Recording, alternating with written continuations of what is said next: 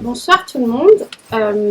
Ce soir, on a la chance d'être accueillis par la Maïf qui nous a prêté la salle très gracieusement. Merci à Luc.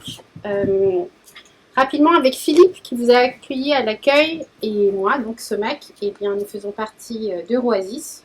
L'Euroasis, c'était un projet de tiers-lieu des transitions sociales, environnementales et qui n'a pas pu avoir lieu de manière physique dans un lieu bien précis du côté du Cage à couteau, mais nous continuons à travailler autour de ces questions parce que nous considérons qu'elles sont toujours tout aussi importantes qu'elles ne l'étaient en 2017 lorsque le projet d'Euroasis a démarré. Ça a pris une autre forme, on est accueilli par d'autres lieux qui se préoccupent aussi et qui s'interrogent sur ces questions de transition. Et nous avons initié il y a un peu plus d'un an et demi, quasiment 2 ans, un cycle que nous appelons Débat Action. Vous allez avoir droit ce soir à une petite table ronde entre Marc Hoffsès, qui est le vice-président de l'Eurométropole de Strasbourg en charge du plan climat et de la transition écologique, et de Vincent Mignereau, qui est essayiste et qui a entre autres commis un ouvrage qui s'appelle L'énergie du déni. Il va vous présenter ses travaux tout à l'heure. Et donc les débats actions, c'est l'idée que il y a tout un tas de débats, de tables rondes, de conférences auxquelles vous pouvez assister. Et comment est-ce qu'on met après une action très concrète? Parfois, il manque ce temps. Ce temps aura lieu demain après-midi. Marc, malheureusement, ne sera pas là, mais Vincent sera avec nous. Et je ne sais pas, on te posera la question si on a quand même des élus ou des agents qui vont venir, tu ne sais pas. Bon, bref. Dans tous les cas, il y a encore un temps demain qui a vocation à prolonger celui-ci et à poursuivre la réflexion et de savoir de là où nous sommes en tant que citoyennes et citoyens, qu'est-ce que nous pouvons mettre en œuvre autour de la question que nous nous interrogeons ce soir. Moi, j'en ai fini. Je vais laisser Marc se présenter. Les différentes délégations, les spécificités qu'a une métropole comme celle de Strasbourg et comment est-ce que ça s'articule avec d'autres compétences, parce que vous l'aurez compris, la question de l'énergie ne s'arrête pas dans le périmètre strasbourgeois ni même de sa métropole. Voilà. Merci beaucoup Somac. Bonjour Vincent. Bonjour à toutes et à tous. Je suis très heureux donc déjà de dialoguer, d'échanger avec Vincent ce soir et puis d'échanger avec vous toutes et tous sur cette question cruciale de notre avenir énergétique. Et donc effectivement, je suis donc Marc Hoffsès, adjoint à la maire de Strasbourg, en charge à la ville de Strasbourg du plan climat de la ville de Strasbourg, donc du suivi du plan climat de la ville de Strasbourg, mais aussi des questions de biodiversité, réserves naturelles, les forêts, le suivi de la gestion des forêts que Strasbourg compte dans le massif vosgien et le long du Rhin. Et donc à l'échelle de l'Eurométropole, je ne suis pas vice-président, je suis conseiller délégué, rattaché à la vice-présidente Danielle Dambach, qui elle est en charge du suivi du plan climat, et moi spécifiquement je suis conseiller délégué à la transformation énergétique du territoire. J'aime bien dire transformation plutôt que transition, parce que ça me paraît plus adapté. Et donc effectivement rapidement en quoi consiste ma délégation. Donc l'Eurométropole, qui est l'intercommunalité qui regroupe les 33 communes autour avec Strasbourg, jusqu'aux franges du Kreuzberg à l'ouest, Kolbsheim et autres, ce qu'on appelle nous la deuxième couronne. Donc les 33 communes sont regroupées dans l'Eurométropole, et l'Eurométropole a une compétence qui lui est reconnue officiellement depuis 2015 seulement, d'être l'autorité organisatrice des énergies sur son territoire. Pardon, merci beaucoup. Oui, merci Philippe. Donc l'autorité organisatrice des énergies, ça veut dire quoi? Ça veut dire qu'on est en charge de définir les stratégies énergétiques d'avenir, donc qui doivent déterminer l'avenir énergétique de notre territoire, et ce avec l'ensemble des parties prenantes, les citoyens, les citoyennes, les acteurs du territoire, les associations, et évidemment aussi les autres collectivités, les communes et les institutions publiques, les bailleurs sociaux, etc. Donc on est dans cet ordre dans l'exercice de cette compétence, on est en train d'élaborer ou de réviser notre schéma directeur des énergies, qui, à partir d'un diagnostic des consommations et des productions énergétiques du territoire vise à déterminer la stratégie d'ici 27 ans, donc d'ici 2050. Et ça, on le fait dans un cadre réglementaire qui nous est plutôt voilà, imposé, donc qui vient, voilà, vous connaissez tous les accords de Paris, vous connaissez les stratégies bas carbone, de décarbonation, etc., tous ces outils, les stratégies nationales, régionales, et donc qui encadrent en quelque sorte nos objectifs. Et c'est ces objectifs que nous sommes appelés à mettre en œuvre à l'échelle de notre territoire. Voilà, je ne vais pas être plus long. On a évidemment, en tant que collectivité elle-même, on est propriétaire d'un certain nombre de bâtiments, on a un certain nombre d'outils pour nous-mêmes influer sur cette transformation énergétique du territoire. On pourra peut-être revenir dans le détail si l'occasion s'en présente. Et évidemment, la question énergétique, elle est transversale. On agit aussi, par exemple, sur la question agricole, la mutation du modèle agricole sur notre territoire, notamment pour sortir des pesticides, dont on sait très bien que derrière, il y a de l'énergie, il y a du pétrole, par exemple. On agit aussi sur la santé. On sait très bien que quand on fait de la rénovation énergétique, par exemple, eh bien, l'utilisation d'un certain nombre de matériaux peut être nuisible à la santé, mais aussi à l'impact énergétique. Donc on essaye de décliner, c'est l'objet du schéma directeur des énergies, pas seulement de dire quelle énergie, quel mix énergétique on va construire pour dans 27 ans, mais c'est aussi de dire, ben voilà, dans toutes les politiques publiques mises en œuvre sur notre territoire, on essaie de travailler la question énergétique. Voilà. Et je suis voilà. Et j'ai donc le plaisir de lire l'énergie du déni. Et je vais laisser Vincent rentrer dans le détail dans la présentation de ses réflexions et de ses analyses. Merci Marc pour cette introduction. Alors, je suis d'autant plus heureux de cette rencontre que nous avons des approches fondamentalement différentes. Moi, je suis loin du terrain. On a décidé de se tutoyer. Donc, toi, Marc, tu es confronté au terrain et tu as en plus des responsabilités puisque tu es en charge de la mise en œuvre de politiques dont tu as bien exprimé qu'elles n'étaient pas toutes de ta propre coordination. Beaucoup de choses viennent d'en haut. Moi, j'ai une approche beaucoup plus conceptuelle, théorique, et j'essaye de comprendre le contexte qu'on pourrait qualifier d'errance ou peut-être d'échec, c'est toute la question qu'on va traiter, en tout cas le questionnement de la transition énergétique. Je me questionne depuis presque 10 ans sur la faisabilité concrète de cette transition, et 2023 pour moi est une année charnière à bien des titres sur cette question spécifique, parce que eh bien, bon, voilà, j'ai décidé l'année dernière de créer un site qui permettra justement de faire communiquer peut-être différemment les personnes en charge de la mise en œuvre de la transition, le grand public que vous êtes et les scientifiques autour de cette question. Donc je ne m'étale pas, mais ce site s'appelle Défi Énergie. C'est un projet qui vraiment a pour ambition de permettre de se réapproprier cette question si fondamentale de la transition énergétique.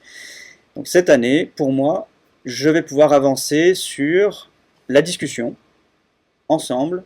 Est-ce que la science sait si on peut faire ou pas une transition énergétique? C'est-à-dire, est-ce que la science vous permet d'avoir des leviers pour transformer une idée, une bonne idée dans l'absolu, en réalisation concrète? 2023, c'est aussi une année où le laboratoire STEEP de Grenoble, qui est un des laboratoires français les plus en pointe sur la recherche sur les risques globaux et en particulier la transition énergétique, ce laboratoire a décidé de répondre aux grandes questions qui se posent autour du rapport Meadows, que vous connaissez sûrement tous ici, ou la plupart d'entre vous, publié en 1972, je n'en refais pas son historique, mais qui dressait des grandes trajectoires d'évolution économique de nos pays, et qui a instillé dans la société cette inquiétude du risque d'effondrement global. Donc ce livre, qui s'appelle donc « Questions raisonnées sur le rapport Meadows », que je vous présente ici, rédigé, c'est un ouvrage collectif. Ce qui m'a intéressé dans ce livre, au-delà de sa critique méthodologique passionnante, en particulier sur la distinction qu'on pourra rappeler ce soir entre les connaissances scientifiques et les modèles, voilà, distinction qui est fondamentale pour la discussion sur la transition énergétique. Dans ce livre, il est écrit une phrase qui est pour moi quasi inédite, sur le sujet de la transition énergétique. Je vous la donne, je vous la récite. Il n'est pas évident qu'une telle transition soit possible dans l'absolu. C'est la première fois que je vois des scientifiques, des chercheurs, écrire en quelques mots que la science ne s'est pas prononcée à ce jour sur la réalisabilité concrète d'une transition énergétique. Pour autant, nous avons tous la conviction que c'est un programme qui relève, sinon de l'évidence, en tout cas de choix politiques, d'orientation de société, et qu'il suffirait de développer des techniques, des technologies, et qu'on les développe, on les déploie, on les met en œuvre, on oriente un petit peu la consommation, les achats des consommateurs, les choix pour le chauffage, etc. Et ça s'opère. Tout ça en appui sur une connaissance supposée de la science. Or, cette connaissance n'existe pas. Ça a été une de mes premières surprises quand j'ai exploré cette question de la transition énergétique. J'ai lu évidemment la littérature sur la transition et j'ai découvert l'absence de démonstration de cette substitution des énergies. Donc pour moi, ce livre fera date. Cette phrase est trop rare. Pourquoi ? Parce qu'elle conditionne le débat. Elle conditionne le débat et elle conditionne aussi les choix politiques. C'est-à-dire que pour défendre une option, on a l'habitude de s'appuyer sur la science. Surtout en ce qui concerne des choix physiques. Un rapport au monde, à la matérialité, on va questionner la science. Et on a vraiment eu l'impression que la transition était une évidence et était acquise. Ça n'est pas le cas. Alors je vais faire quelques rappels théoriques. J'y reviendrai, mais je vais d'abord définir ou rappeler que l'énergie, si toutes les formes d'énergie sont convertibles les unes en les autres, en fait, il en existe plusieurs formes on peut passer de l'une à l'autre dans l'absolu, mais l'énergie thermique, ce n'est pas la même chose que l'énergie électrique. Ça n'est pas la même chose que l'énergie électromagnétique, donc les rayons du soleil par exemple. Ça n'est pas la même chose que l'énergie chimique ou l'énergie nucléaire. Ce sont des formes d'énergie qui ont des qualités différentes. Et dans la littérature sur la transition énergétique, on a eu tendance à parler d'énergie en termes quantitatifs, un peu comme si toutes les énergies étaient fondamentalement équivalentes et qu'il suffisait d'en avoir, et qu'on pouvait ensuite utiliser cette quantité d'énergie et la transposer dans un autre système industriel, et le système industriel fonctionne. On a beaucoup fonctionné en quantitatif. Moi, je vais essayer de vous proposer une lecture qualitative qui repart de cette distinction entre les différentes formes d'énergie, distinction qualitative. Définition rapide des ENS. Ce que j'appelle les ENS, ce sont les énergies dites de substitution, c'est-à-dire les machines qu'on développe pour transférer l'énergie du vent à nos sociétés, l'énergie du rayonnement électromagnétique à nos sociétés, ou l'énergie nucléaire, d'origine nucléaire, dans nos sociétés. Les ENS, c'est les énergies dites de substitution, donc essentiellement éoliennes, panneaux photovoltaïques et centrales nucléaires. Je vais vous rappeler un petit peu quel était le mix énergétique en France au début du 19e siècle. Ce mix énergétique, c'était de la nourriture, de la matière organique, sous forme végétale et animale, qu'on consommait. Et il y avait un petit peu, en plus de ce mix énergétique de matière organique, de l'énergie provenant du vent et de la force de l'eau. Avec ces énergies, on les récupérait grâce à des moulins à vent et des moulins à eau. Il y avait approximativement 20 000 moulins, 80% à eau et 20% à vent, qui étaient des moulins à farine pour à peu près 30 millions d'habitants en France. Les moulins à eau et à eau et à vent servaient à moudre le grain pour faire de la farine. La farine, c'est une disposition de la matière organique alimentaire plus assimilable ou plus facile à conserver, à transformer en pains qui sont plus faciles à partager, à distribuer. Donc ça a des tas d'avantages pour faciliter la sécurité alimentaire, la baisse du coût de l'alimentation, en fait, tout ce qui permet à une société de mieux se nourrir. Donc là, on comprend qu'on a utilisé l'énergie du vent et la force de l'eau pour transformer une source d'énergie, l'alimentation, en une autre forme d'alimentation, plus assimilable. Et on sait que plus l'alimentation est assimilable, je vous oriente vers d'autres de mes conférences pour l'histoire de l'énergie en lien avec la démographie humaine. On sait que quand l'énergie est plus assimilable, on augmente la sécurité alimentaire, on sécurise la survie des nouveau-nés, des enfants, et donc la population est soit stabilisée, soit même elle croît. Ce qui est important là, c'est qu'on a utilisé deux types d'énergie qui ont eu un effet global sur la société. La force de l'eau, trois types d'énergie, la force de l'eau, la force du vent, en gros l'énergie cinétique, c'est quand même le même type d'énergie, c'est l'énergie du mouvement, et la matière organique. Et le soleil? Alors là, le soleil, c'est lui qui anime le vent, et qui organise le cycle de l'eau. Mais là, on n'avait pas encore de panneau photovoltaïque. Et il fait la photosynthèse, c'est lui qui produit la matière organique, effectivement. Mais c'est très juste, mais directement, c'est pas la photosynthèse. L'humanité ne fait pas de photosynthèse. C'est pour ça que dans l'exemple que je ne prends que ces deux formes d'énergie. Je vous pose directement la question.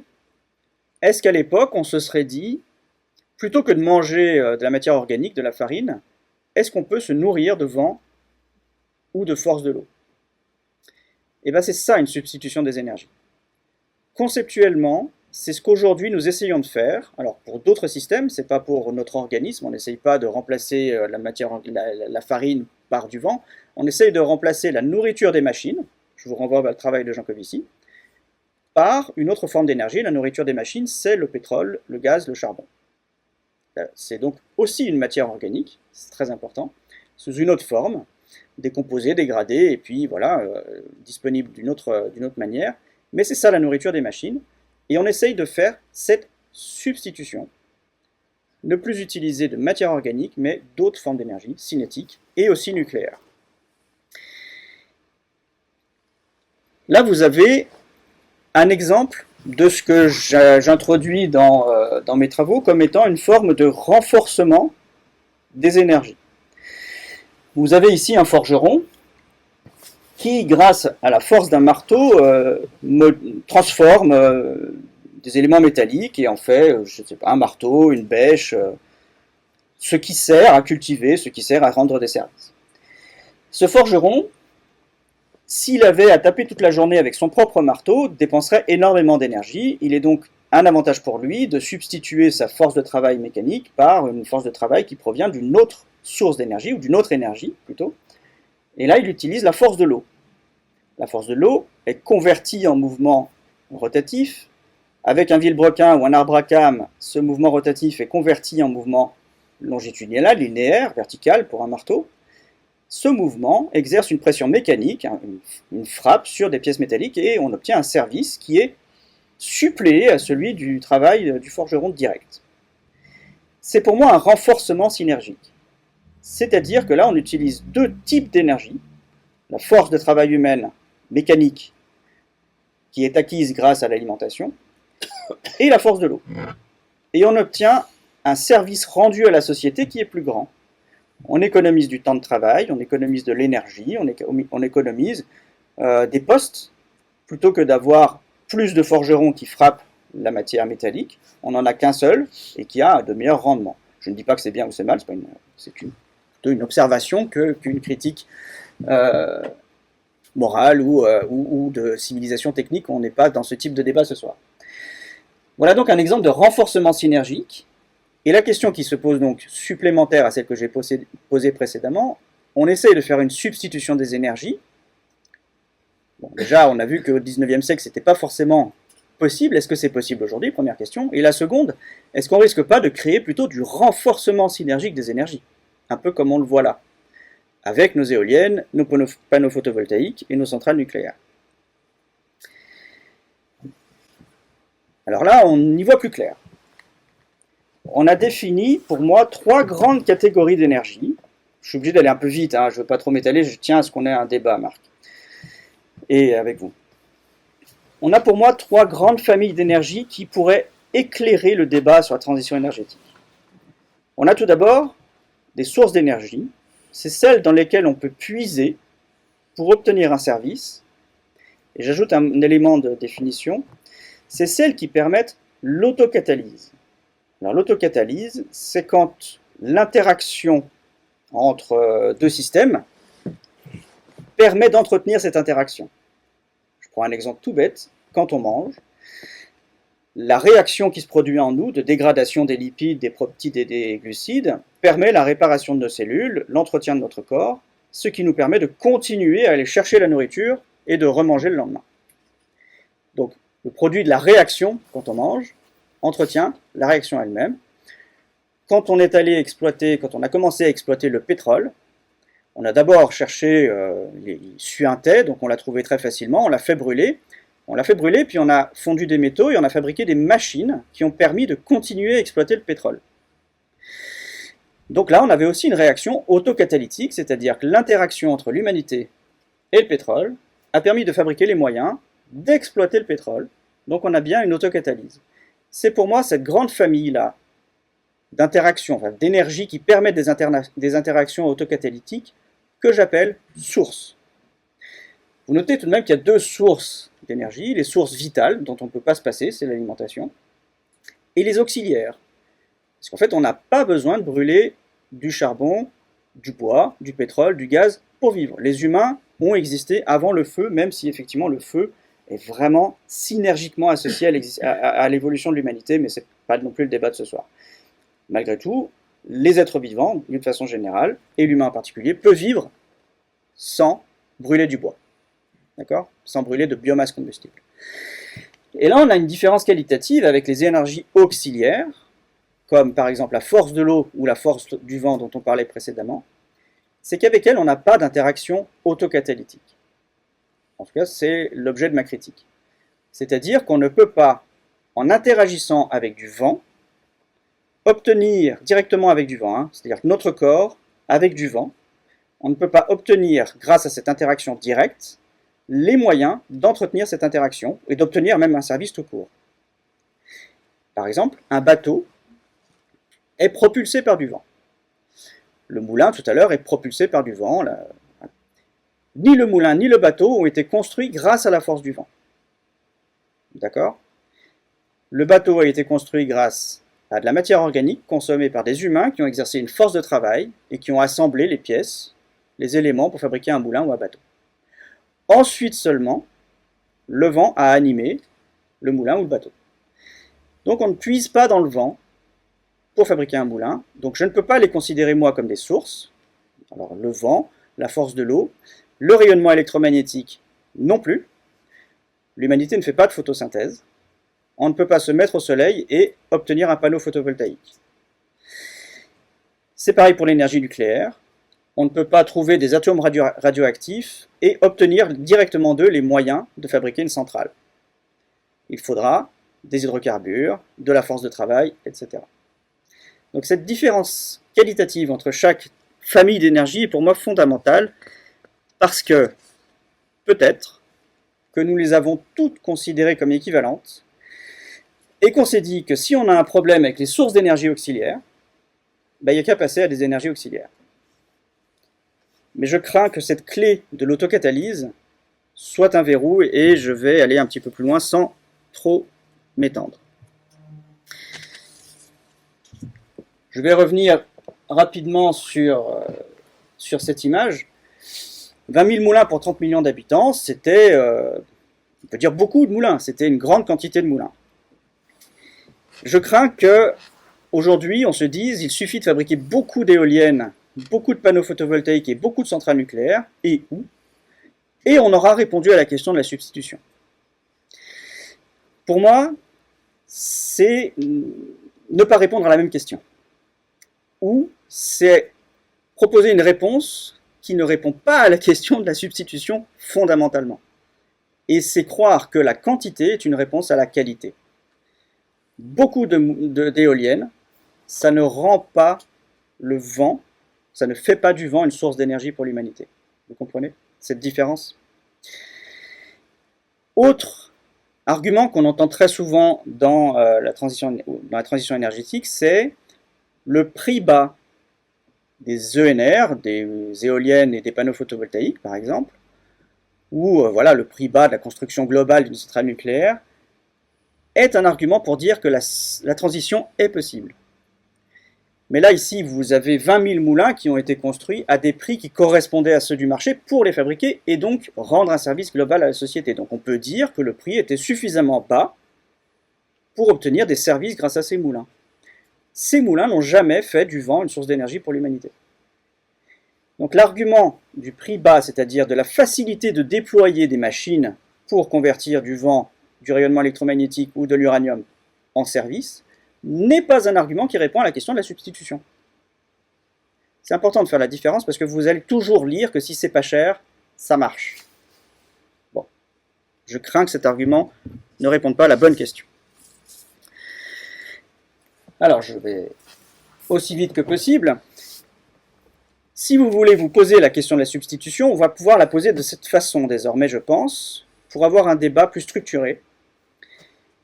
Est-il possible de fabriquer les moyens d'exploiter une énergie X à partir de l'énergie X?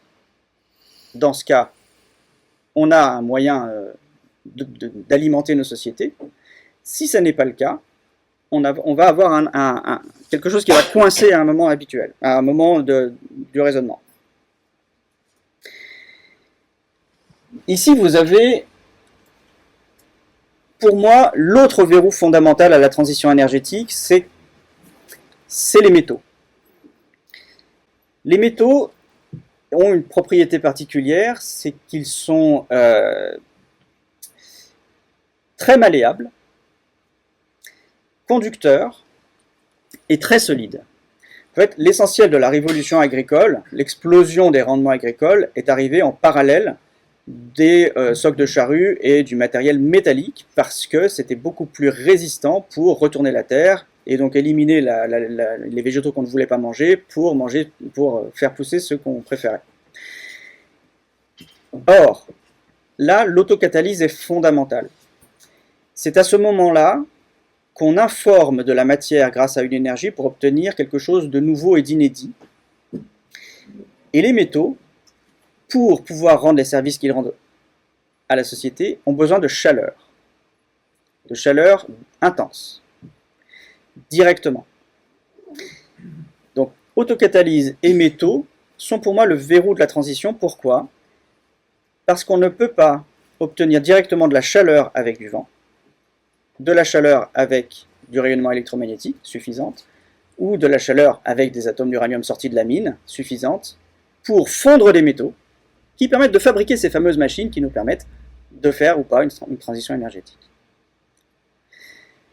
Voilà, si on veut réfléchir à comment faire une transition énergétique, il faut trouver où sur la planète de l'énergie entre dans nos sociétés, dans nos systèmes industriels, à partir de laquelle on peut directement fondre des métaux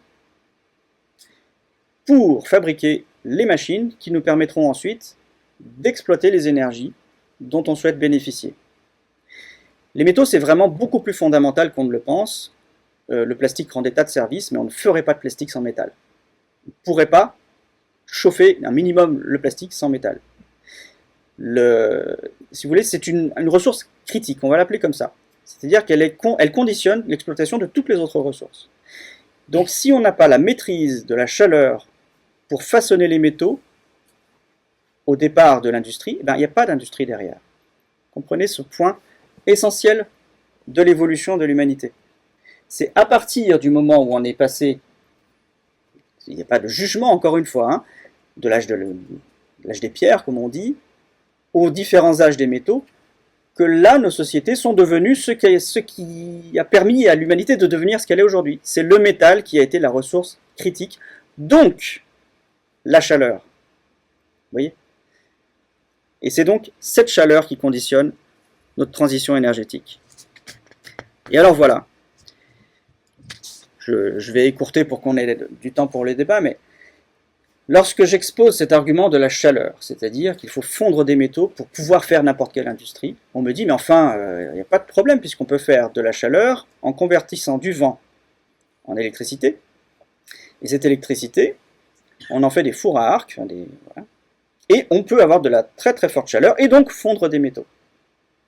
Alors je ne vais pas trop développer ce soir, mais il y a des raisons physiques pour lesquelles qui nous font penser aujourd'hui qu'il n'est pas possible de considérer une autocatalyse dès lors qu'on n'utilise pas l'énergie qui rentre dans le système, dans la société, pour fondre des métaux, mais qu'on n'utilise qu'un sous-produit de conversion. Je pense que là, il y a une... Je vais réutiliser le terme errance, pour ne pas dire erreur, mais une errance conceptuelle sur l'idée que si on a de la chaleur en sortie d'une centrale nucléaire, c'est bon, puisqu'on peut fondre des métaux, donc on peut refabriquer une centrale nucléaire. Et en fait, non, il faut bien se poser la question de savoir si on peut faire de la chaleur avec la source qui est en entrée du système. On peut faire de la chaleur avec des panneaux photovoltaïques ou des panneaux thermiques. On peut même faire de la chaleur très forte pour fondre des métaux juste avec du rayonnement solaire sur de grands miroirs à concentration. On fait fondre des métaux. Mais est-ce qu'on a vraiment utilisé le rayonnement électromagnétique direct pour fabriquer et avoir tout ce procédé industriel? Je ne crois pas, je n'en suis pas sûr.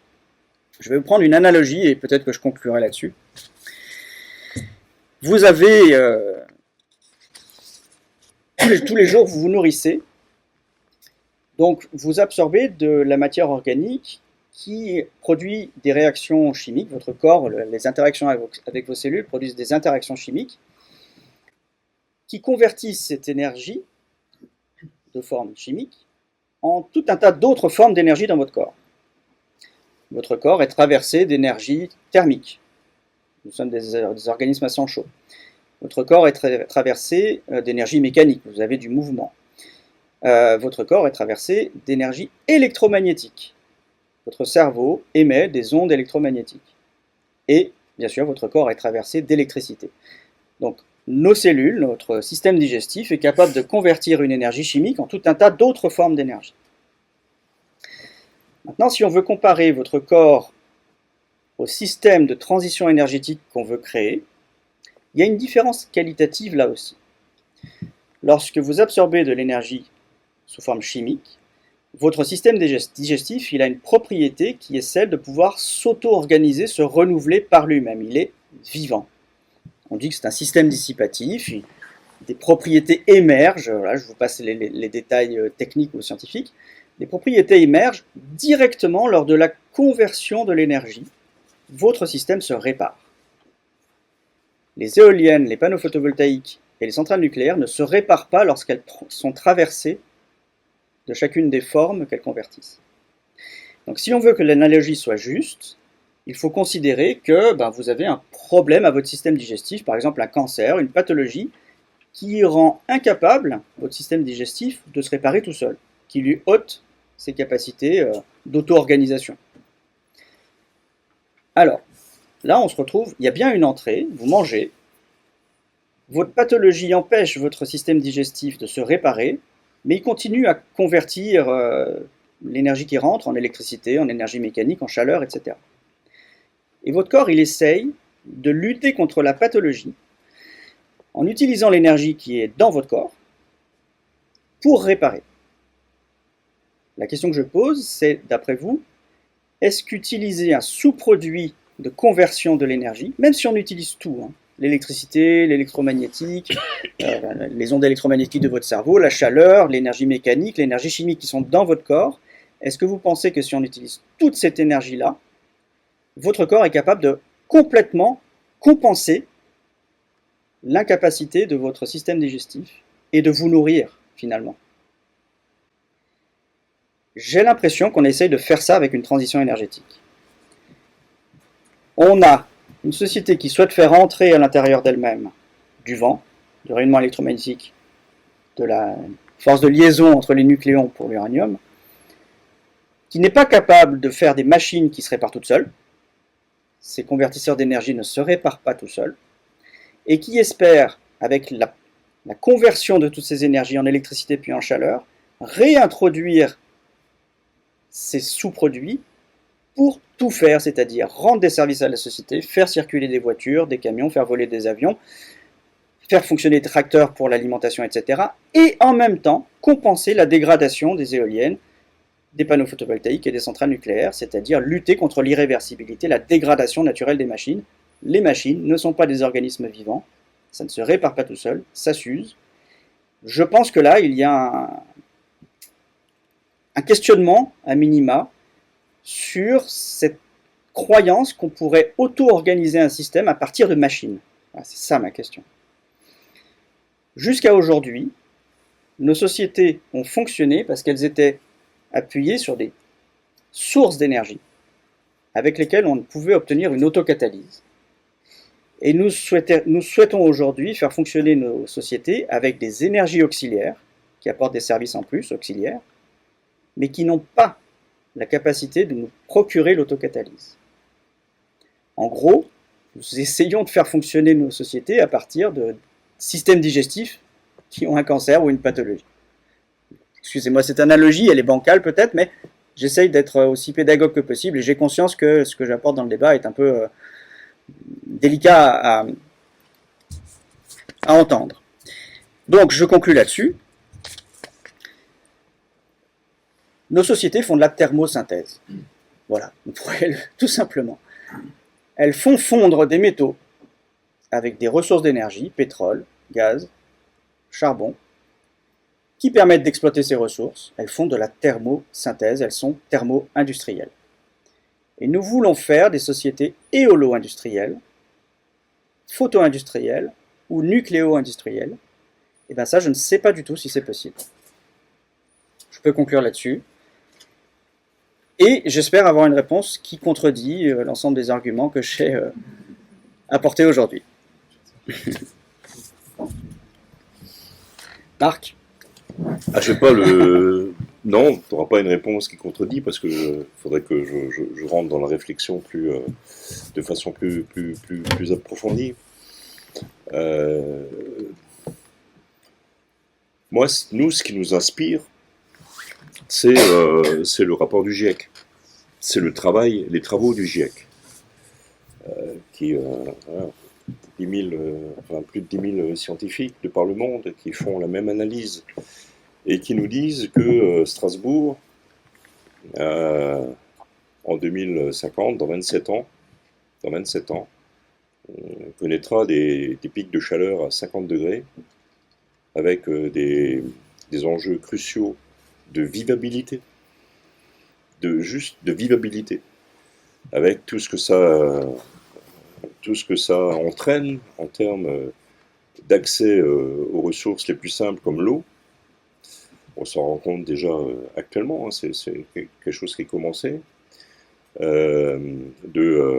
d'accès à l'alimentation, aux soins, etc. Donc vraiment, c'est ça qui nous hante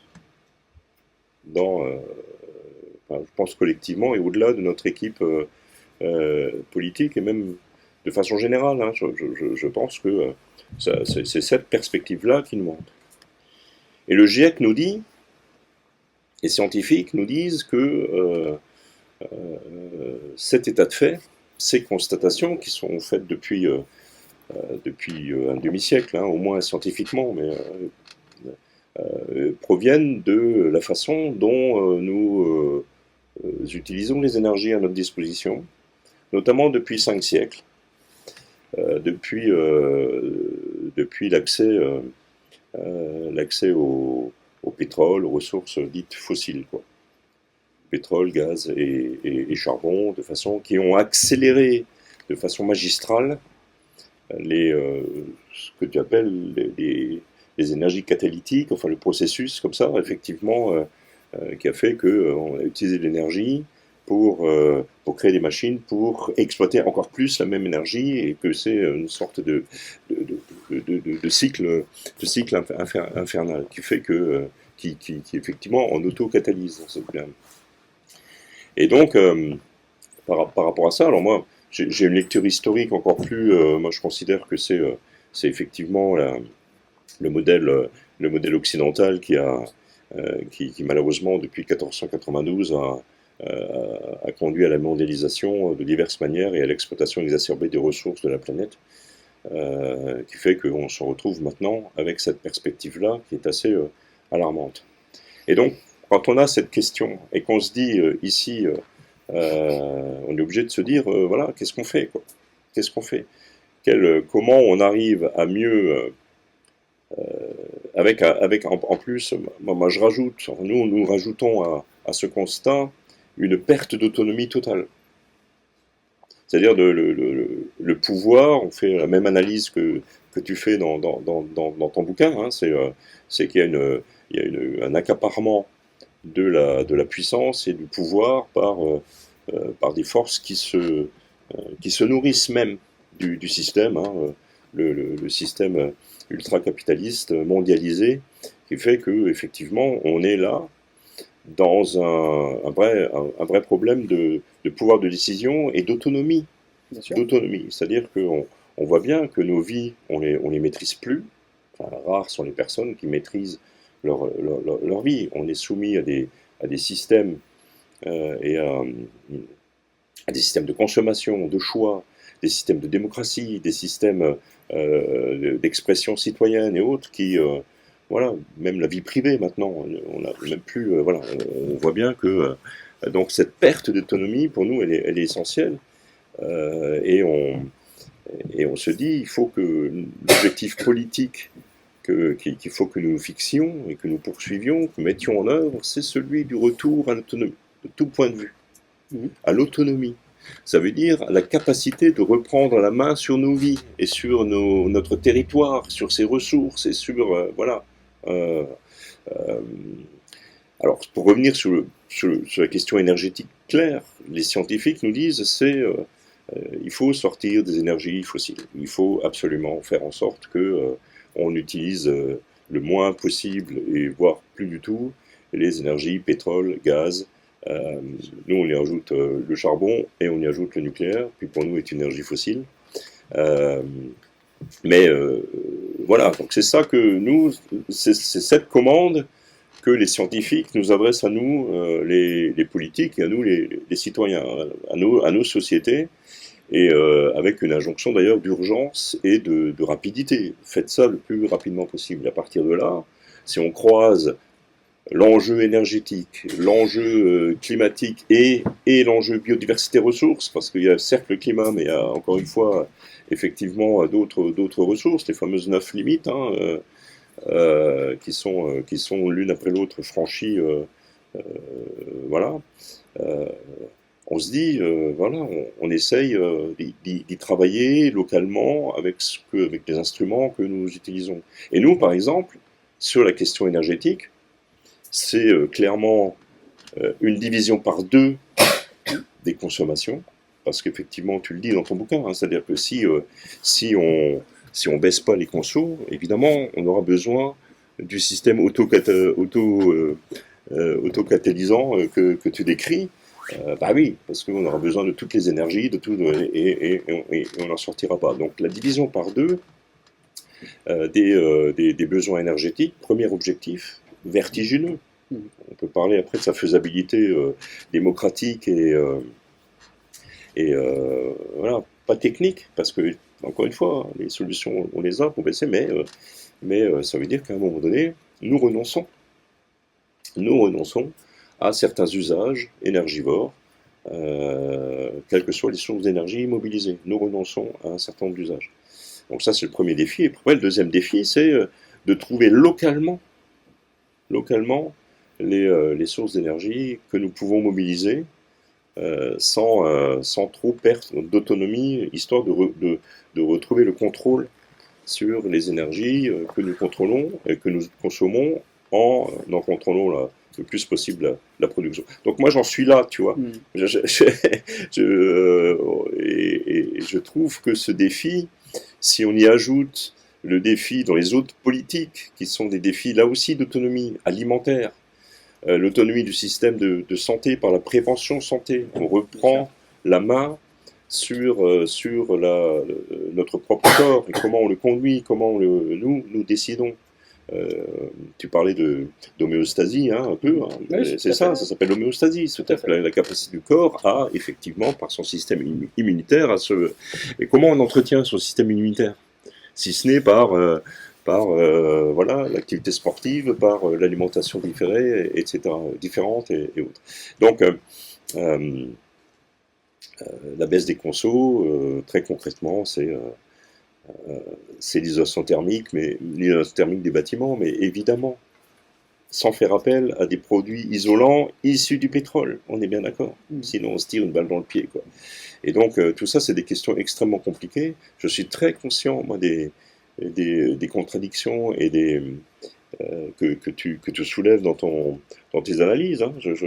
Mais moi, je cherche la voie pour le faire. Et je me dis, essayons de mettre en œuvre des matériaux biosourcés d'origine végétale pour isoler nos bâtiments plutôt que effectivement de faire du polystyrène, quoi.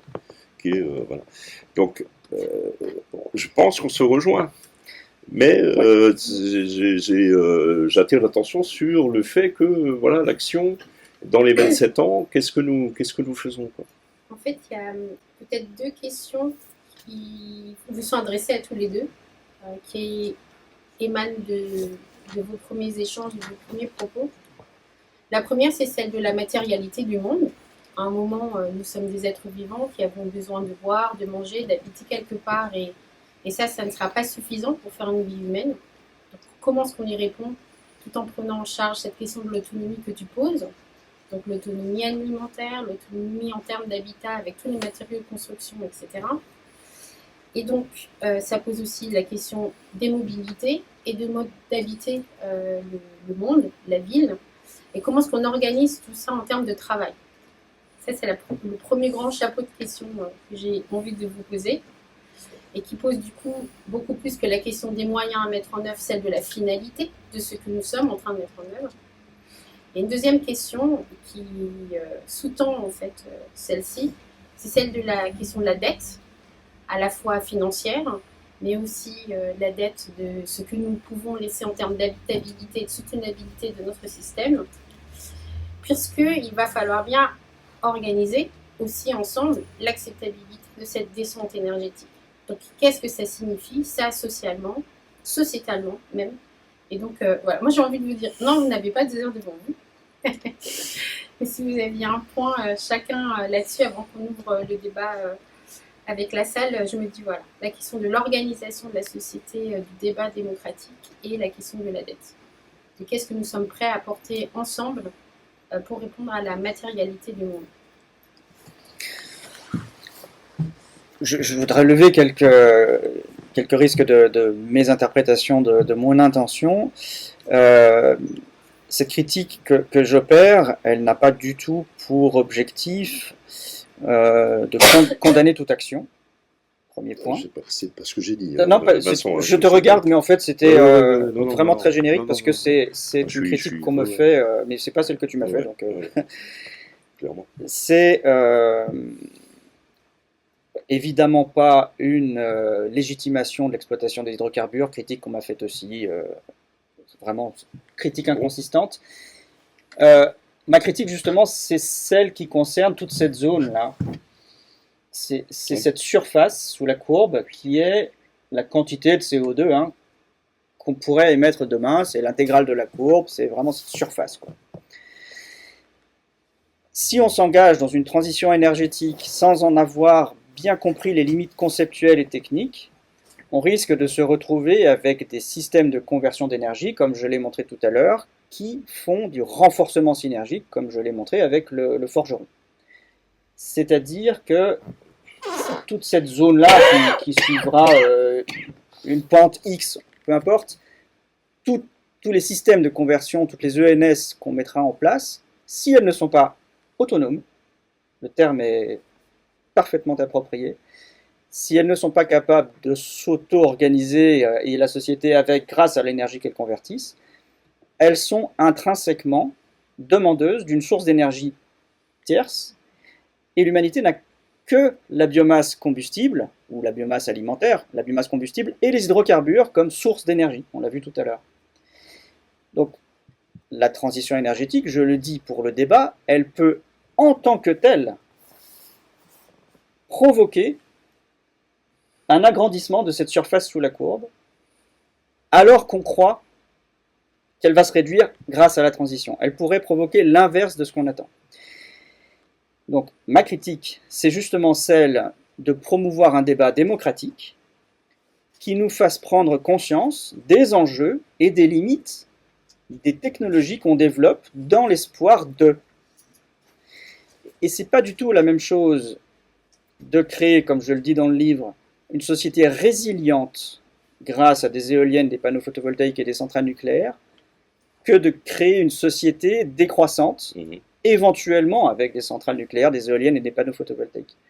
Parce que la résilience, et on l'a vu avec la crise du Covid et on l'a vu avec la crise en Ukraine, la résilience pour des sociétés dont la France est 60% à peu près d'hydrocarbures, le monde c'est 80%, des sociétés résilientes qui restent appuyées essentiellement sur des hydrocarbures, elles peuvent traverser des crises d'approvisionnement en hydrocarbures, comme on l'a vu avec les 2 crises que j'ai citées, en s'appuyant sur des énergies auxiliaires. Donc traverser d'autant mieux la crise qu'il y avait des énergies auxiliaires, être résiliente, et rebondir derrière encore plus fort sur l'exploitation des hydrocarbures. Il se trouve que cet argument, je le pose depuis pas mal d'années, et qu'il y a eu 2 crises successives qui ont montré que c'était ce qui se passait en Europe en tout cas. C'est-à-dire qu'on s'est appuyé sur des technologies dites de substitution pour en fait tenir le coup et ensuite remettre le coup de collier encore plus grand sur l'exploitation des hydrocarbures. Alors on me répondra toujours localement, on a réduit la consommation d'hydrocarbures. Les réponses locales à des questions globales n'ont aucun sens. Je suis catégorique là-dessus. Voilà. Je ne vais pas aller plus loin parce que c'est agaçant de lire toujours des affirmations sur des observations en sous-système qui sont dont les conclusions sont censées être généralisables au monde entier. Ça ne tient pas, ça ne peut pas tenir. Par contre, dans la communication, c'est très impressionnant. Alors voilà, ça marche bien sur les réseaux. Ça n'a aucune valeur. L'Europe, c'est le premier marché du monde, la deuxième économie du monde. Évidemment qu'elle s'appuie sur toutes les centrales thermiques qu'il y a partout sur la planète. Il n'y a aucun doute là-dessus. Bon. Et donc, là où je te rejoins pleinement, c'est que l'objectif est le débat démocratique, le plus conscient, informé possible. Et je vais presque être provocateur, à la limite, quelle que soit la décision collective qui sera prise, parce qu'il faut entendre le risque que la décision, et je reprendrai la posture de François Gemène sur le sujet, il y a un risque que l'écologie, sur le plan démocratique, ça ne soit pas du tout l'écologie. C'est-à-dire que démocratiquement, des peuples choisissent d'élire des gens qui ne feront pas d'écologie, alors qu'ils connaissent les risques. Parce qu'ils préféreront sécuriser le court terme et conserver le PIB, leurs assurances, on est à la Maïf, leurs avantages, etc., etc. Et comme c'est un petit peu ce qu'on observe à quelques endroits critiques de la planète, il faut pouvoir verbaliser cette crainte pour qu'elle existe dans le débat démocratique. Parce qu'un jour, et parfois même peut-être au titre de l'autonomie, on fabriquera des parterres de panneaux photovoltaïques, des centrales, des SMR, des petites centrales nucléaires ou des éoliennes, pour espérer conserver un territoire autonome en énergie. Alors, on pourra remettre toute la critique que j'ai dite, c'est-à-dire qu'on n'est pas sûr que ce sera de l'autonomie, parce que ce ne sont pas des sources d'énergie qu'on convertit.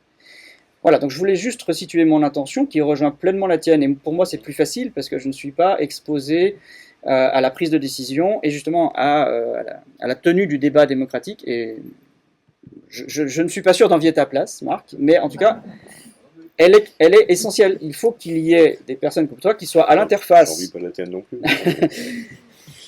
Je me protège quand même, malgré tout. Les découvertes que tu fais, les constats que tu fais, ça ne doit pas être simple non plus. Hein. Je m'en accommode, voilà. Je m'appuie, en fait, j'essaye de me sécuriser avec le réel. Voilà. Et je préfère bien connaître le réel, même s'il est dur, plutôt que de me faire des illusions, je tomberai de moins haut. Voilà, c'est un tempérament. Voilà, donc je n'envie pas ta position, mais je la défends en tant que si on veut avoir un débat démocratique qui protège la démocratie, c'est-à-dire nos sociétés et les différents communs qu'on a à traiter ensemble, et en particulier l'énergie, il faut pouvoir avoir un message clair, honnête, sur ce qu'on sait et sur ce qu'on ne sait pas. Et je reviens à ce que j'ai dit au tout début de mon intervention, la science n'a jamais dit que la transition énergétique était possible. Et ça, il faut le mettre dans le débat. Oui, il y aurait beaucoup à dire. Et oui, bien sûr. À dire parce que tu ouvres beaucoup de champs de réponses hein, sur effectivement le local et le global. Ça, c'est bien sûr, on est très conscient de ce que tu décris on est conscient des continuations mondialisées de l'exploitation pétrolifère, hein, évidemment, hein, et pétrolière. Hein. On est très conscient du fait que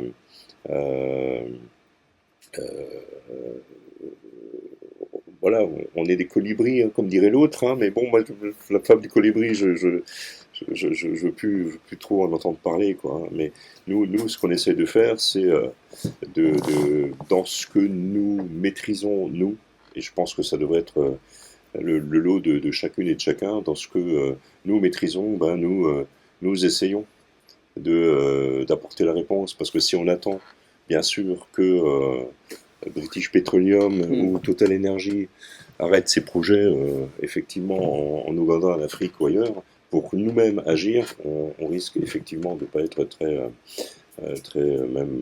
responsable, hein. Moi, je dis ça comme ça. Donc, je passe sur ce point. Ensuite, il y a effectivement les questions d'économie, d'autonomie. Il y a des questions qui sont liées à la. Alors, je vais répondre aux deux questions de Somac, hein. Moi, la matérialité, quand on parle de matérialité du monde, j'ai envie d'aller sur le champ du besoin et du superflu, quoi, de l'essentiel et du superflu. Je pense que c'est un des enjeux de notre avenir collectif. C'est d'être capable de se dire de quoi ai-je besoin?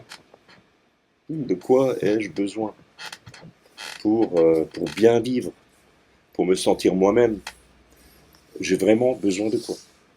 Et on est la veille du Black Friday, j'aime autant vous dire que c'est une bonne question de se la poser, hein, à ce moment-là, quoi. Dire de quoi ai-je besoin? Moi, j'arrête pas d'avoir des SMS, c'est incroyable, quoi. Pour le Black Friday, pour me vendre des trucs dont je n'ai pas besoin. Donc cet enjeu-là, et qui est évidemment un enjeu démocratique, de débat, il faut qu'on se mette d'accord, et que chacun et chacune se mette d'accord. De quoi ai-je besoin? Est-ce que j'ai besoin de 5 voitures? Est-ce que j'ai besoin d'aller à l'autre bout du monde au Maroc pour un week-end? Est-ce que j'ai besoin de ça? De quoi ai-je besoin pour bien vivre, évidemment? Et ça, c'est la question. Moi, quand on me parle de matérialité du monde, je dis ça, parce que la matérialité du monde, elle se traduit là. J'ai peut-être besoin de plus de liens, simplement, de me retrouver avec une bonne bouffe entre copains, plutôt que du dernier iPhone. Enfin, je vais dire, bon. Et si on arrivait collectivement à faire cette réflexion-là, je pense qu'on aurait un début de solution. Ça, c'est une question de la matérialité. La question de la démocratie, ben oui, bien sûr. Moi, j'ai beaucoup lu Servigne, hein, voilà. Une autre fin du monde est possible, qui postule, un collapsologue, hein, postule l'effondrement des systèmes, etc. Mais il conclut en disant, nous en sortirons par le lien, par le très local, le local ou le très local, et par le collectif. Et je pense que quand politiquement on essaye d'ouvrir le pouvoir d'agir des citoyens et des citoyennes, et pas seulement de réagir, d'agir, on le fait peut-être imparfaitement, on le fait peut-être pas suffisamment vite, mais c'est bien l'objectif de dire mettons-nous en marche, et la collectivité publique doit faire le pas de côté, doit considérer que ben voilà, les élus c'est des gens comme les autres, ils n'ont pas la science infuse, et qu'il faut qu'ils laissent, il faut que eux fassent confiance aux citoyens, aux citoyennes, et pas seulement, parce que souvent la question de la confiance entre citoyens et élus, et collectivité et puissance publique, elle se pose dans ce sens. Oui, les citoyens n'ont plus confiance.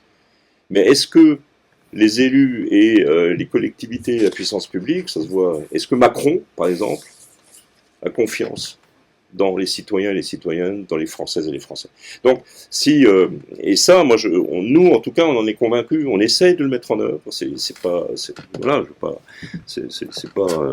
la nuit et le jour non plus par rapport à, donc, on essaie de le mettre en œuvre, et parce que je pense que c'est une condition de l'autonomie et du pouvoir, de redonner aux citoyens et aux citoyennes le pouvoir d'agir sur leur quartier, sur leur vie, sur leur vie simplement, quoi. Bon.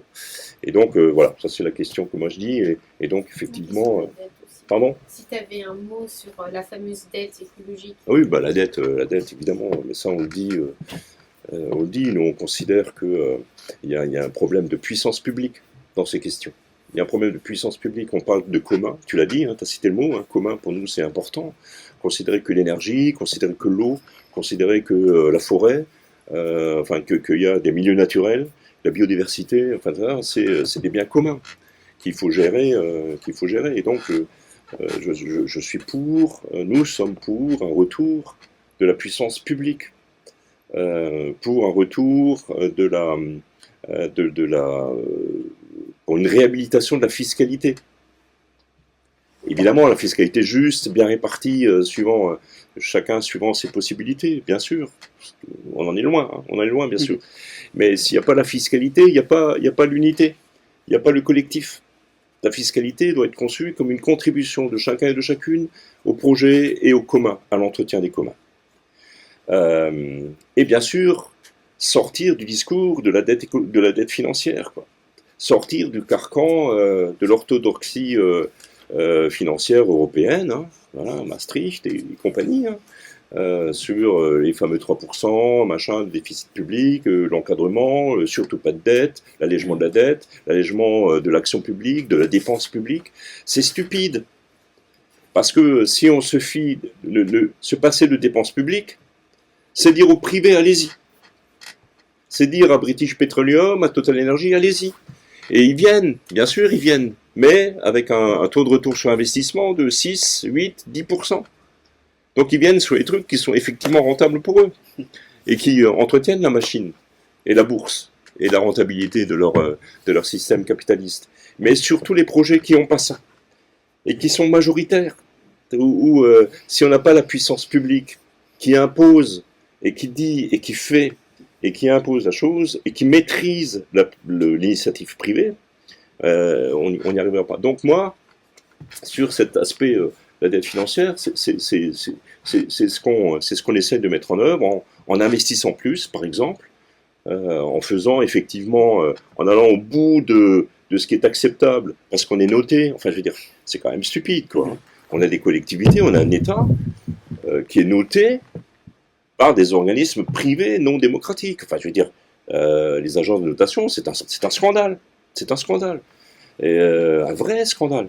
C'est-à-dire que des gens issus du monde de la banque, privés, sans aucun mandat politique, comme ça, se disent, ben voilà, la France, la collectivité publique France, l'État, on lui enlève une étoile, et puis pouf, derrière, évidemment, sa dette s'en trouve plus difficile. Or, on a besoin d'emprunter, on a besoin de dépenser de l'argent maintenant, et donc d'augmenter la dette financière pour que la dette écologique, parce que c'est celle-là, je veux dire, Strasbourg à 50 degrés dans 27 ans, c'est ça la dette. Enfin, je veux dire, que penseront les habitants et habitantes, j'y serai peut-être plus moi, dans 27 ans, mais qu'est-ce qu'ils penseront des choix que nous aurons fait 27 ans plus tôt, quand ils se retrouveraient avec effectivement une ville qui leur serait...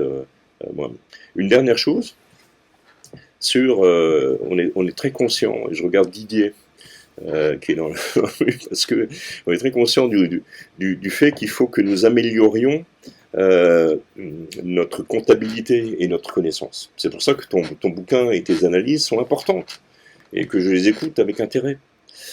Parce qu'on manque d'outils, nous les politiques. Voilà, la comptabilité carbone, qu'est-ce que entre deux solutions, quelle est la plus la moins impactante et tout ça. Voilà, quel est le coût de la tonne de carbone évitée. Bonne question, parce que l'argent public, il n'est pas non plus à foison, malgré tout ce que j'ai dit il y a quelques secondes, mais il n'est pas là, mais il faut qu'il soit le mieux utilisé possible. Et donc, il faut que quand on met 1 euro dans un projet, il faut qu'on soit sûr que son impact sur l'énergie soit bien réfléchi, et en termes aussi d'émissions carbone, etc. quoi. Donc ça, c'est aussi mais là, pour l'instant, on est assez démunis. nous élus, mais aussi nos administrations, nos agents, nos bureaux d'études qui nous accompagnent, ça s'améliore. Parce que ça devient un sujet, mais voilà. Alors là, je rebondis précisément sur le point que tu viens d'évoquer, parce que la prise de décision politique, en plus du débat démocratique, elle doit s'appuyer sur des données aussi tangibles que possible, aussi fiables que possible. Et tu as dit un mot-clé qui me tient aussi particulièrement à cœur, c'est la confiance. Ma crainte, c'est qu'on perde le seul endroit dans la société où on a les moyens d'accéder au réel de façon fiable, qui est le laboratoire scientifique, qui s'appuie sur des méthodes, et qui permet de connaître aussi bien que peut le faire l'humanité, son environnement, son milieu. Et si, pour ce qui est de l'ordre de la question existentielle, c'est-à-dire est-ce qu'on va pouvoir avoir de l'énergie demain, est-ce que nos sociétés vont fonctionner, est-ce qu'on va pouvoir manger, si sur des questions d'ordre existentiel, on avance des arguments ou des propositions sans être sûr qu'elles honorent les attentes, les promesses, et qu'on se rend compte a posteriori qu'en fait on a fait tout ce qu'il fallait pour la transition, mais qu'on a aggravé le problème écologique, parce qu'en fait on avait oublié telle différence qualitative, ou que nos modèles quantitatifs, les scénarios, les modèles, on les a investis comme des choses fiables et solides et fidèles à la réalité, donc il suffit de prolonger telle trajectoire et ça marchera comme ça a marché avant, ce que ne peuvent pas faire les modèles, par définition, eh ben, on risque de perdre plus que l'écologie, c'est la confiance entre nous, à tous les étages de la société, et ça c'est un facteur de rupture. Tu parlais des craintes de Pablo Servigne tout à l'heure, on a des lignes très différentes, mais on a la même crainte, c'est l'explosion des sociétés. Et beaucoup d'auteurs ont dit que, oui, les effondrements, on les craint pour des raisons financières, on les craint pour des raisons économiques ou physiques ou climatiques, énergétiques. Il y a plein de facteurs de déstabilisation des sociétés. Mais en fait, la perte de confiance dans une société est un facteur d'effondrement d'une société. Parmi d'autres, mais peut-être un déclencheur ou quelque chose qui catalyse un effondrement, pour reprendre un mot que j'ai utilisé. Si, on a des signaux.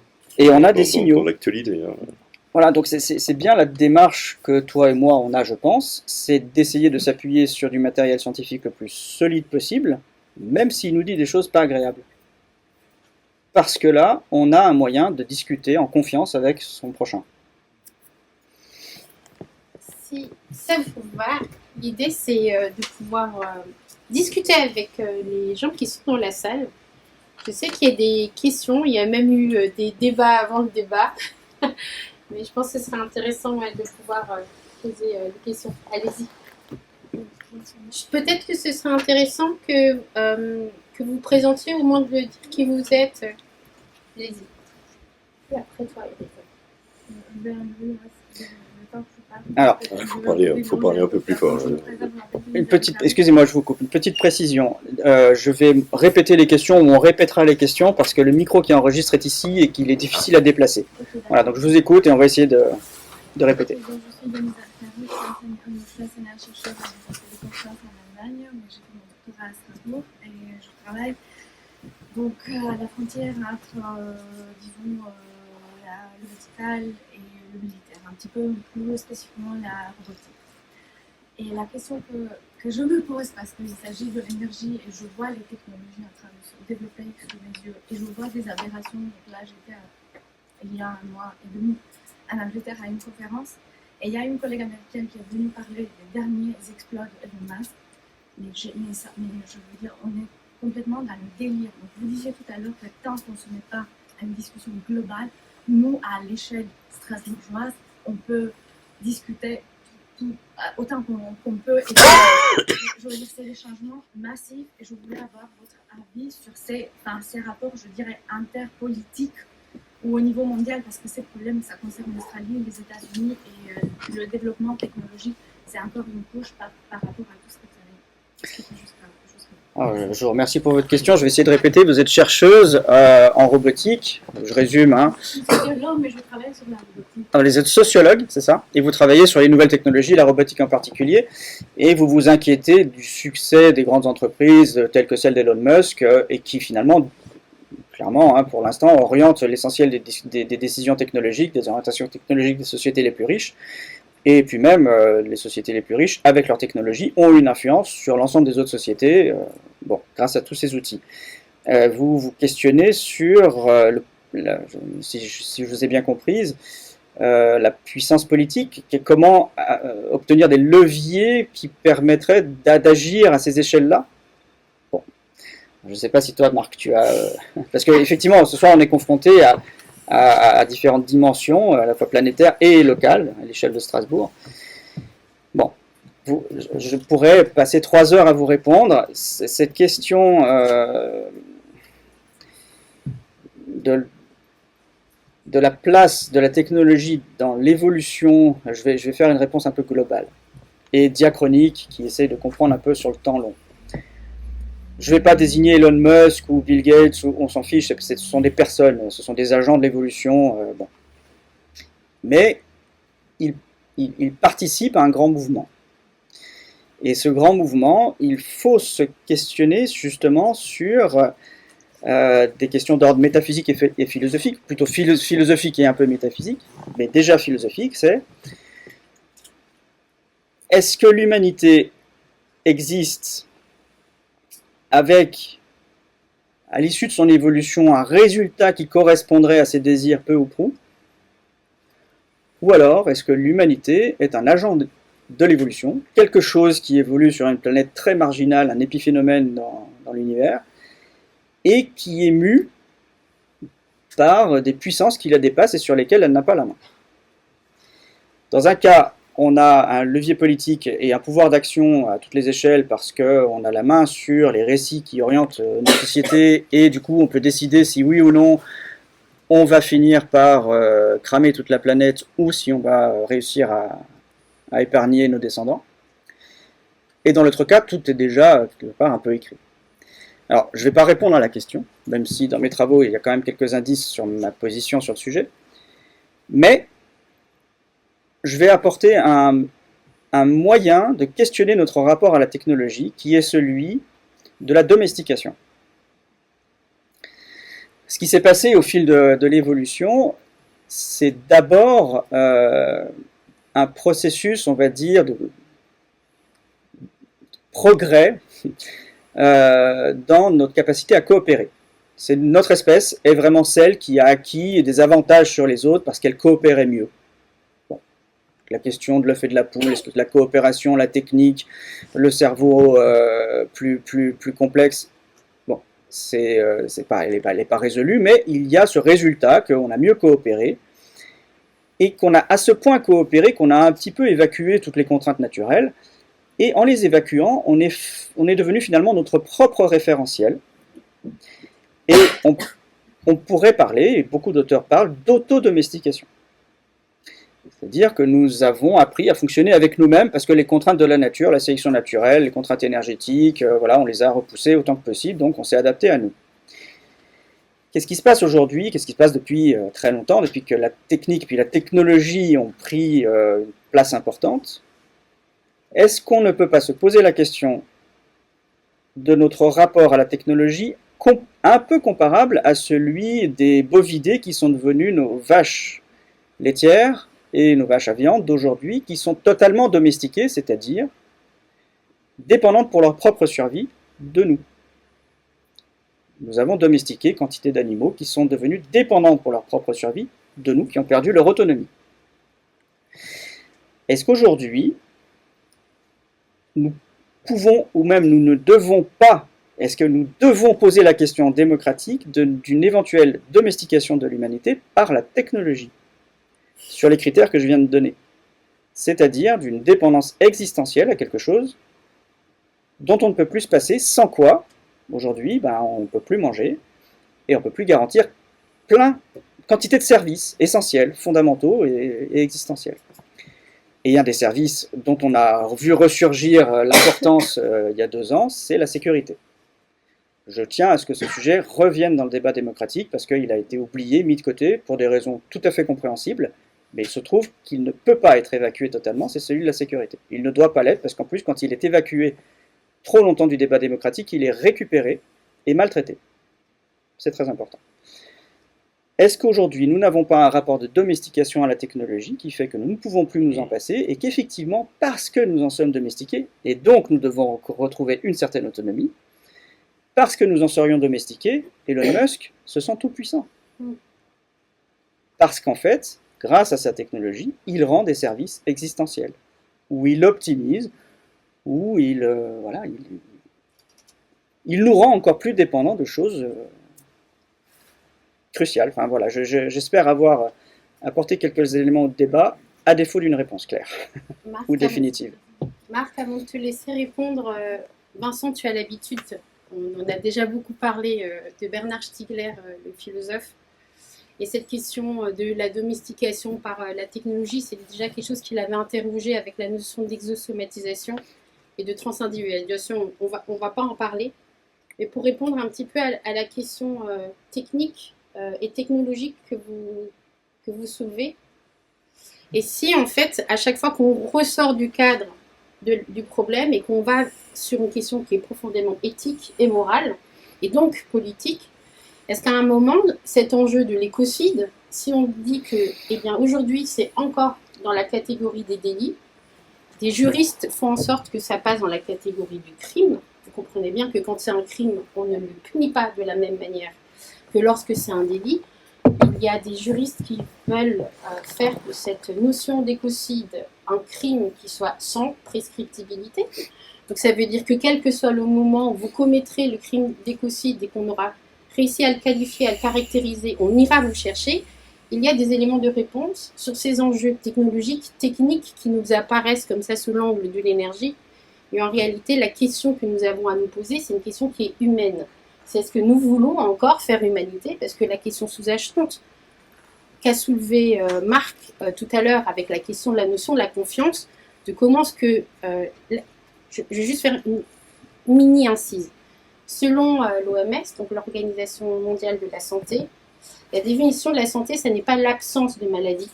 C'est un sentiment de bien-être généralisé à la fois mental, psychique, émotionnel, social et environnemental.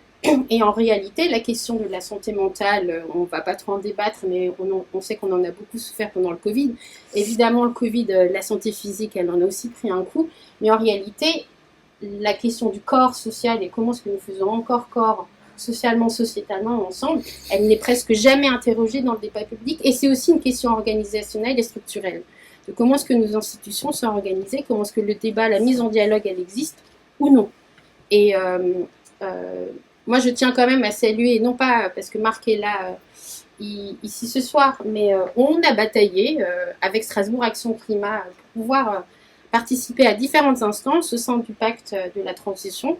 Marc a entendu nos demandes et il a fait en sorte que ce soit possible. Mais ce temps de la démocratie, il est long aussi. Comment est-ce qu'on accepte que le temps de la démocratie soit long alors que les enjeux ils sont urgents? Eh bien, cette question d'interpénétrer ces deux enjeux, de la rythmicité et de la temporalité, eh bien, ça ne sera très certainement pas parce qu'on ira plus vite et qu'on laisse quelqu'un sur le bord du chemin qu'on répondra à cette question. Et moi, je tenais vraiment à remercier Marc parce que ça n'a pas été simple à mettre en œuvre. Ça a mis entre le premier rendez-vous et le moment où on a commencé à réellement pouvoir travailler, ça n'a pas été simple. Et je veux bien que tu parles, si tu en es d'accord, de cette commission ou comité territorial de la transition écologique et de la place que tu as pensée pour les différents acteurs pour recentrer la question sur ce qu'on fait et après la question des risques. Alors c'est extrêmement embryonnaire et il faut relativiser. Je vais tout de suite relativiser. Mais en arrivant en 2020, je me suis rendu compte qu'il n'y avait pas d'instance à l'échelle de l'Eurométropole sur les questions d'énergie.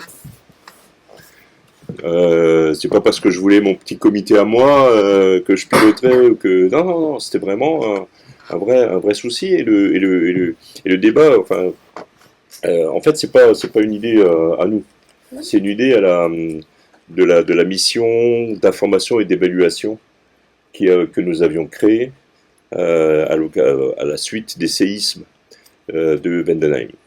Fond Roche, géothermie profonde, série de séismes, vous vous en souvenez sans doute, et mission d'information, et on avait constaté que, en fait, ce projet de Fond Roche à Vendenheim était tout, sauf un projet partagé par tout le monde, enfin voilà. Et donc, du coup, effectivement, de dire que sur ces questions d'énergie, il fallait créer une instance, on l'a créée, mais, c'est voilà, c'est un petit pas. On est encore loin, on est encore loin. Alors c'est un petit pas, petit mais grand, hein, pour la problématique, mais qui est largement insuffisant. Et il faut qu'on ait qu'on trouve les moyens d'élargir cette question que moi j'appelle la démocratie énergétique, hein, parce que effectivement l'énergie, encore une fois, elle est partout et elle est cruciale.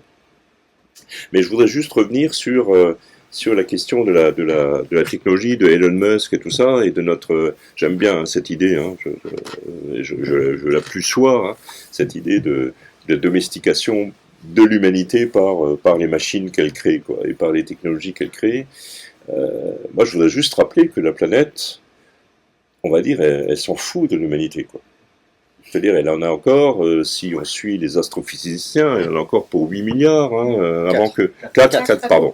Ça fait 8 milliards qu'elle existe, 8 milliards en tout. Ouais, Peu importe. Encore une bonne paire de milliards, on va dire, une bonne durée, avant que le Soleil ne s'éteigne, hein, d'après les astrophysiciens, et que la planète, notre planète, mais l'humanité, dans les existences, les milliards d'années depuis que la Terre existe, hein, voilà, l'humanité, c'est une seconde, hein, c'est peanuts. Et donc, on a quand même réussi cet exploit en 5 siècles de nous tirer une belle balle dans le pied en termes d'espèces vivantes et actives sur cette planète. D'autres espèces proliféreront, animales et végétales. Et si l'humanité devait disparaître, ben voilà, la planète, elle, ne disparaîtrait. Ça, c'est très important parce que on dit souvent, voilà, moi je dis plus sauver la planète, ça n'a pas de sens. C'est sauver l'humanité dont il s'agit. Après, la question se pose, quel type d'humanité? Et Elon Musk, évidemment, lui, c'est une humanité robotisée, transhumanisée, etc., avec toutes les actions technologiques les exosquelettes, enfin tout ça, qui renforce la puissance, mais qui déshumanise en fait l'espèce et qui modifie fondamentalement l'espèce. C'est plutôt cette réflexion que m'appelle votre question. Moi, je considère qu'Elon Musk est un fou, mais bon, ça après, parmi d'autres, il y en a malheureusement. Et la capitalisation, je rappelle juste, hein, la capitalisation d'Apple, par exemple, c'est 3 000 milliards. Hein, la capitalisation boursière, 3 000 milliards de dollars. 3 000 milliards de dollars. Rapportez ça, prenez la liste des PIB et de la richesse des pays planétaires et vous situez à quel moment je pense que Apple serait dans le tiers supérieur de la liste des PIB mondiaux, quoi, des pays. Donc voilà, on est en face de puissances capitalistiques mondialisées qui commencent à, comment dirais-je, tutoyer les États et la puissance publique. Et on peut effectivement craindre, avec effectivement beaucoup d'attention, craindre que... j'ai lu cet été Les Furtifs de Damasio, voilà. Les Furtifs, Damasio se situe et décrit un univers, une ville qui est privatisée. Orangeville, hein, donc est privatisée, et on voit bien ce que ça pourrait impliquer comme pour les citoyens et les citoyennes d'une ville qui serait non plus gérée collectivement, démocratiquement et par le commun, mais par seul intérêt d'une firme privée qui achèterait la ville et qui considérait les citoyens comme des clients, quoi. Voilà, avec différents degrés suivant l'abonnement au service public ou au service qu'on y prendrait. Donc voilà. Il faut aussi lire les auteurs qui se projettent un peu et qui peuvent aussi éclairer les problématiques auxquelles on est confronté. Eric et Éloi, mais d'abord Eric, vas-y. Oui, alors, je suis étonné d'avoir intervenu aujourd'hui dans ce débat parce que j'ai bien aimé, hein, comme je planais, que j'avais du mal à comprendre et qu'il fallait vraiment faire un effort pour suivre. Et puis, vous m'avez ramené quelque chose de beaucoup plus prosaïque. Bon, moi, je m'occupe de compost urbain de proximité. Et le compost urbain de proximité sur l'Eurométropole de Strasbourg n'est pas le moyen qui a été choisi pour réduire la masse de nos poubelles bleues, et notamment la masse de tout ce qui était biodéchets, de façon prioritaire. Ce qui a été choisi de façon prioritaire, c'est la collecte dans les points d'apport volontaire, qui se répartissent maintenant dans l'ensemble de la ville, à part ce qui se fera encore en 2024 ou 2025, c'est la partie plus sud de la ville et de l'Eurométropole. Et la question que je me suis posée, moi, c'était pourquoi est-ce que la ville de Strasbourg avait choisi un mode de production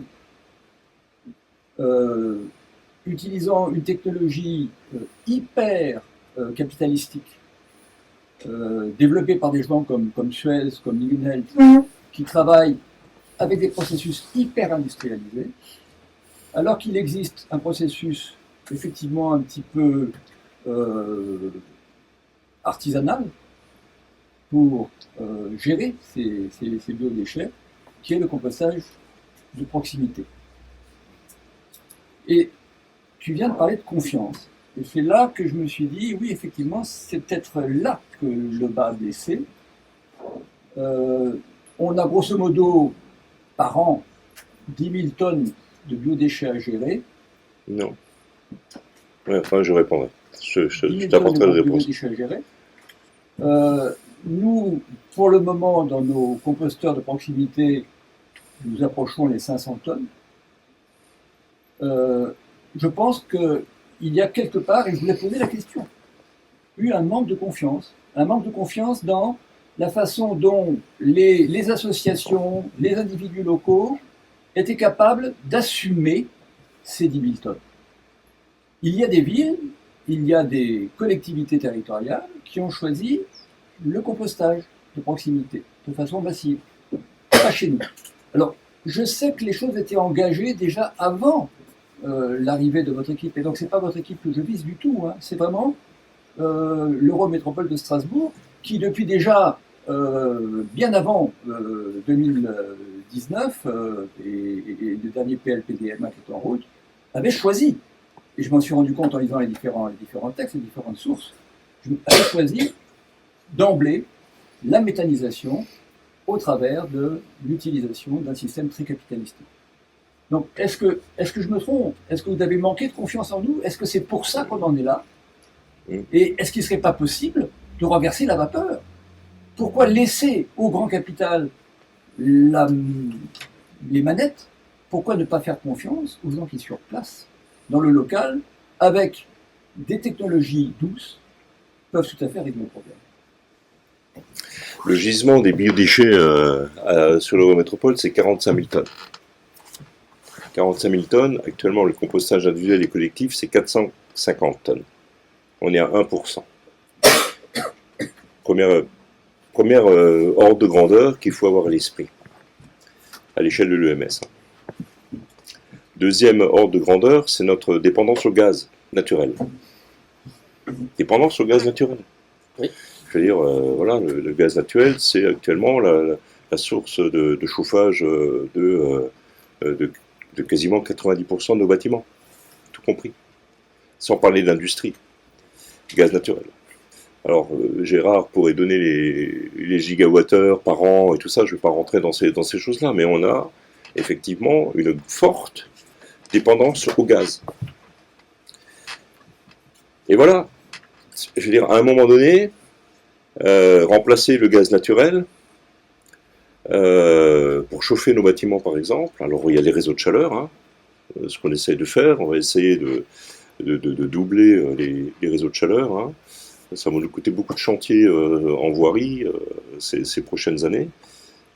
Mais avec de la chaleur, là aussi, avec laquelle on fait beaucoup attention, hein, sur les sources de la chaleur qu'on met dans nos réseaux de chaleur, quoi.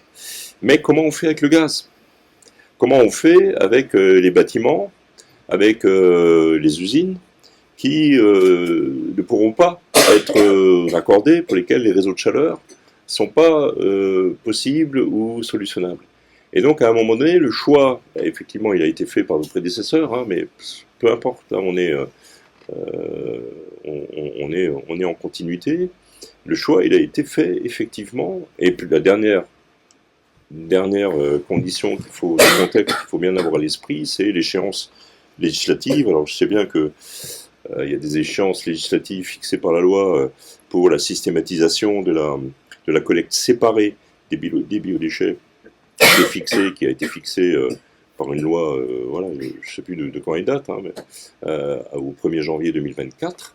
On n'y sera pas, mais c'est aussi quelque chose qui a déterminé le choix stratégique qui a été fait.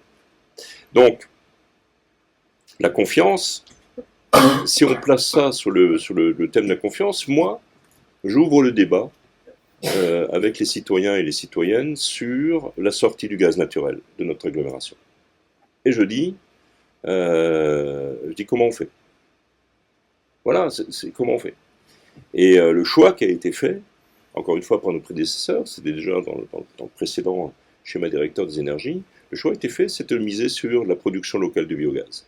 Et la production locale de biogaz, elle n'est pas non plus possible de multiples façons. C'est la méthanisation des bouts de la station d'épuration, de nos stations d'épuration. Hein.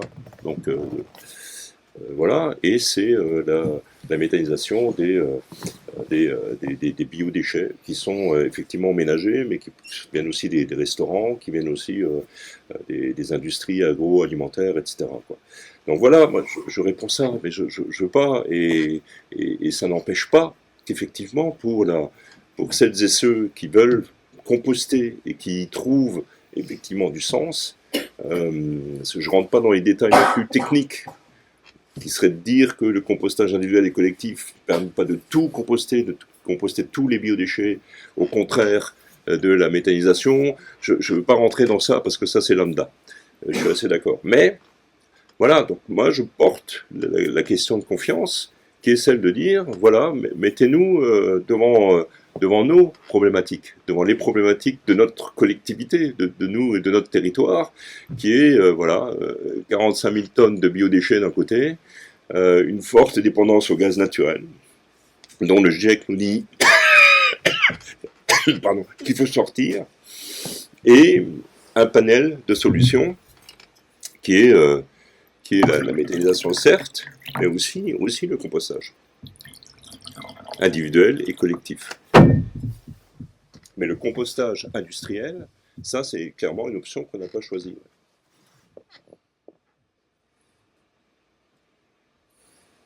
J'interviendrai pas, j'ai des choses à dire, mais je me tais. Éloi, vas-y. Merci. Éloi Navarro, ancien salarié, maintenant administrateur de l'association Alter Alsace Énergie. Je suis désolé, c'est plus défendre notre position associative plutôt que vraiment une question, et vous aurez l'occasion de rebondir dessus. Notre raison d'être associative, c'est d'aller vers 100% d'énergie renouvelable dans notre approvisionnement énergétique en Alsace. Et c'est important pour moi que se constate qu'il y a des interrogations techniques pas résolues sur comment on peut transformer notre système industriel et est-ce qu'il peut être 100% renouvelable. Ça ne doit pas nous dissuader de quand même avancer maintenant le plus possible vers 100% d'énergie renouvelable parce que ça reste le meilleur itinéraire, comme vous le disiez, M. Hofsès, pour limiter les dégâts en termes environnementaux. Et pour ça, clairement, le problème industriel de la production, notamment de métaux, il sera d'autant plus facile à résoudre qu'on le réduit en dimension aussi, de combien de métal on a besoin, de combien d'énergie au total on a besoin. Et donc stratégiquement, les premières étapes de la transition énergétique, c'est pas de se poser la question de quelle énergie, mais c'est de réduire au maximum nos besoins d'énergie en questionnant effectivement, de quoi on a besoin pour vivre, comment on réorganise aussi la société pour que, par exemple, les gens ne soient pas fort contraints monétairement d'habiter loin de leur lieu de travail, ou contraints monétairement d'habiter dans des logements qui sont très coûteux à chauffer. Et déjà, par ce travail de sobriété énergétique, alors il y a différents scénarios sur le plan de la vie, mais on peut diviser par 2, voire plus, le besoin d'énergie. On peut encore gagner beaucoup par de l'investissement dans l'efficacité énergétique, et ensuite il reste finalement beaucoup moins à traiter par les énergies renouvelables. Et elles nous font aussi gagner une autonomie qui réduise d'autres risques que le risque climatique. Donc même si on a été les seuls en Alsace à aller dans le sens de la transition énergétique, enfin, on ne l'aurait pas fait à nos dépens, parce qu'en fait on se met en même temps en sécurité vis-à-vis de notre confort. Vraiment, à dire que on peut partager ce constat qu'il y a peut-être des impossibilités techniques à un moment, on ne va pas arriver à aller au bout, mais ça ne doit pas nous dissuader de partir dans cette bonne direction. Merci. Tu serais d'accord de reformuler justement pour la captation? Alors, oui, je pense que Éloi n'était pas trop loin, mais effectivement, donc Éloi, tu représentes une association et tu as rappelé que, enfin, tu as proposé que les différents questionnements qu'on peut avoir sur la faisabilité concrète d'une substitution ne méritaient pas qu'on s'en épargne et qu'on ne la fasse pas malgré tout. Enfin, voilà, tu penses que ton association défend l'idée que sa mise en œuvre est un gain d'autonomie et, comme tu le disais avant la conférence, une façon d'amortir la décence énergétique en même temps qu'il faut réduire les besoins en énergie. Est-ce que j'ai bien résumé? Bon. Alors, oui, si la substitution des énergies est possible. Je ne pourrais répondre que ça au regard de ce que j'ai dit tout à l'heure, mais je ne reprendrai pas l'argumentaire. Je vais juste si vous avez besoin de sources et de précisions sur l'argumentaire que j'ai déployé, je vous renvoie vers le site qui va sortir samedi. C'est vraiment pas de l'autopromo, parce que je ne tiens rien du tout là-dessus. C'est juste que je tiens à ce que le débat puisse se mener avec justement le matériel scientifique sur lequel il est censé s'appuyer ou sur lequel il s'appuie aujourd'hui. Pour ce qui est du financement d'une transition énergétique en processus de décroissance économique, moi j'ai pas la réponse, mais par contre je refais, alors cette fois une vraie promo, pour le livre du laboratoire STEEP. Alors ils ont créé un pseudonyme qui est Zoé STEEP. Vous les questionnerez si vous voulez savoir pourquoi ils ont appelé ils se sont nommés auteurs sous le pseudonyme Zoé STEEP. Mais en tout cas, cette équipe de recherche a produit des travaux sur le financement d'une transition en contexte de contraction énergétique et économique. Et vous verrez que les conclusions sont intéressantes, en rappelant que pour ce que j'en ai lu jusque-là, la totalité des travaux qui font des évaluations économiques ou techniques sur la transition énergétique s'appuie sur le présupposé que toutes les énergies sont équivalentes, c'est-à-dire qu'une quantité d'énergie produite par des éoliennes est équivalente avec un rapport, parce qu'il y a plus de pertes quand on brûle des hydrocarbures que quand on convertit du vent, etc. Je vous passe les détails, mais il considère par défaut qu'il y a une équivalence énergétique, donc on pourra remettre dans le débat ce biais-là pour les travaux existants. Malgré tout, je vous les conseille. Voilà. Je ne peux pas aller plus loin que ce que j'ai dit jusqu'à présent pour rebondir sur ta question, Éloi, mais le débat ne fait que commencer, j'espère. On a le temps encore à peu près pour une question. Ça me fait penser, je t'avais transféré l'article en vue de préparer ce temps de Jean-Baptiste Frézos, qui pose exactement la même question que toi d'une autre manière. Est-ce que nous pouvons vraiment avancer cette transition énergétique? Est-ce que quelqu'un a encore une question? Allez-y. Oui. Merci pour l'intervention. Moi j'ai une question très courte qui porte sur un point de détail. Est-ce que vous pouvez expliquer pourquoi vous avez dit que pour vous le nucléaire était dans les énergies fossiles, s'il vous plaît? Reformule peut-être la question de Martin pour qu'on puisse entendre. Oui, madame me demande pourquoi j'ai dit que je considérais l'énergie nucléaire comme énergie fossile. Pour nous, enfin, alors, l'énergie est fossile parce que voilà, elle est à base tout à son origine à base de minéraux, hein, avec derrière de l'extractivisme, hein, tout l'extractivisme qu'on peut reprocher à plein de filières qui alimentent nos sociétés, hein. Donc déjà, pour moi, c'est une énergie qui mise sur l'extraction de minerais à la base, même si maintenant il y a des techniques de retraitement, d'enrichissement, on est bien d'accord, hein, mais c'est l'auto-catalyse, hein, dont tu parlais. Et pour moi, le nucléaire, Et en plus, voilà, je considère que c'est une impasse économique. Ça se saurait, quoi. Ça se saurait. On voit les coûts faramineux que représente cette filière à la construction. On voit les coûts faramineux que ça représente au démantèlement, à la fin de vie. Et puis la fin de vie, c'est 100 000 années de déchets, quoi. Donc c'est même c'est une impasse de cet ordre-là éthique. On parlait de dette écologique tout à l'heure. Je veux dire, à Bure, les gars, ils l'auront dans 100 ans encore, quoi, dans 100 000 ans.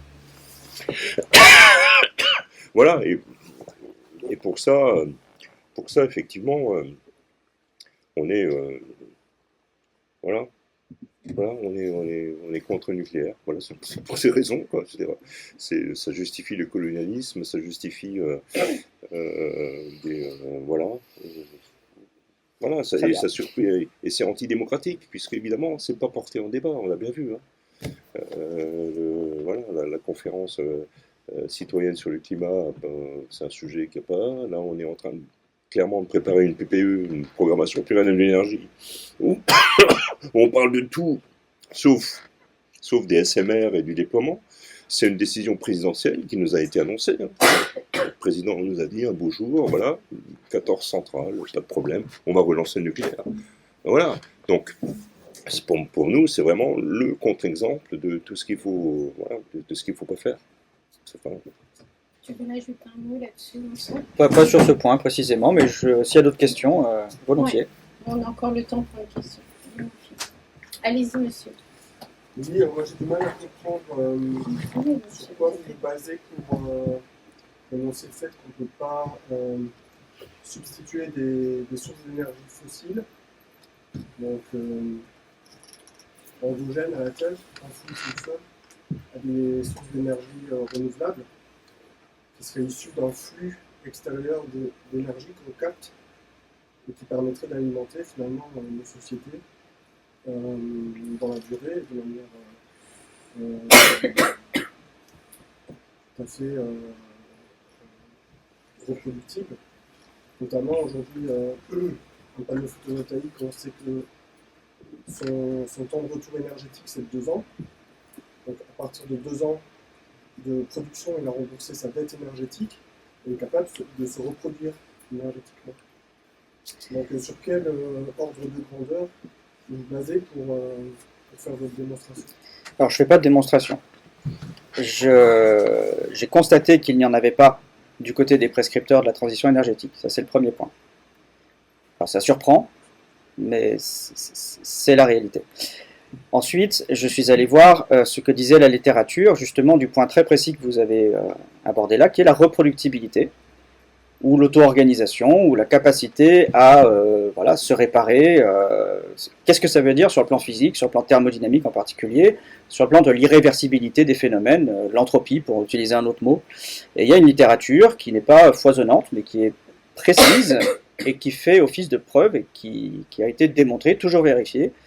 Alors, d'abord énoncée de façon très intuitive par Schrödinger dans les années 20, avec la notion d'entropie négative, c'est-à-dire qu'il existe, selon lui, des systèmes, dont les organismes vivants, qui sont capables de réduire leur entropie localement, mais bien sûr en augmentant l'entropie du milieu. Alors je ne reprends pas toute la définition des mots, mais comment? C'est le niveau astrophysique. Oui, ben, bon, on discutera des détails après, si vous voulez, avec plaisir. Et ensuite, Prigogine a fait la démonstration de ce que ça voulait dire, de ce que c'était sur le plan physique un flux d'entropie qui n'est pas un flux d'énergie. Et cette distinction-là, elle est très importante parce que l'énergie, ce n'est pas un flux d'entropie. Je pourrais prendre des exemples tout à fait triviaux, mais un flux d'entropie, c'est la relation entre un système et une énergie qui permet à ce système d'acquérir des propriétés inédites que la somme de ces éléments n'avait pas précédemment, et ensuite, s'il parvient à atteindre l'auto-organisation, la stabilisation de cette organisation, de cette entropie négative locale. Et c'est ce que je disais tout à l'heure avec des mots un peu moins compliqués, mais on sait que l'humanité peut le faire avec des hydrocarbures, on le sait, on l'a observé. On n'a jamais observé l'humanité réparer des éoliennes avec l'énergie du vent. Ce que vous dites là, c'est que une éolienne avec son électricité, on peut faire de la chaleur, des métaux, et ensuite récupérer l'énergie pour refaire une éolienne. Mais ça, si on regarde bien les schémas et les équations de Prigogine, on voit qu'il y a une interdiction physique. Aucun système ne peut s'organiser à partir de son énergie interne, quand bien même cette énergie interne est le produit d'une conversion d'une énergie externe. Si l'énergie interne sert à la réparation du système, et en particulier à ce qui permet au système de trouver de l'énergie à l'extérieur, il y a une contradiction physique.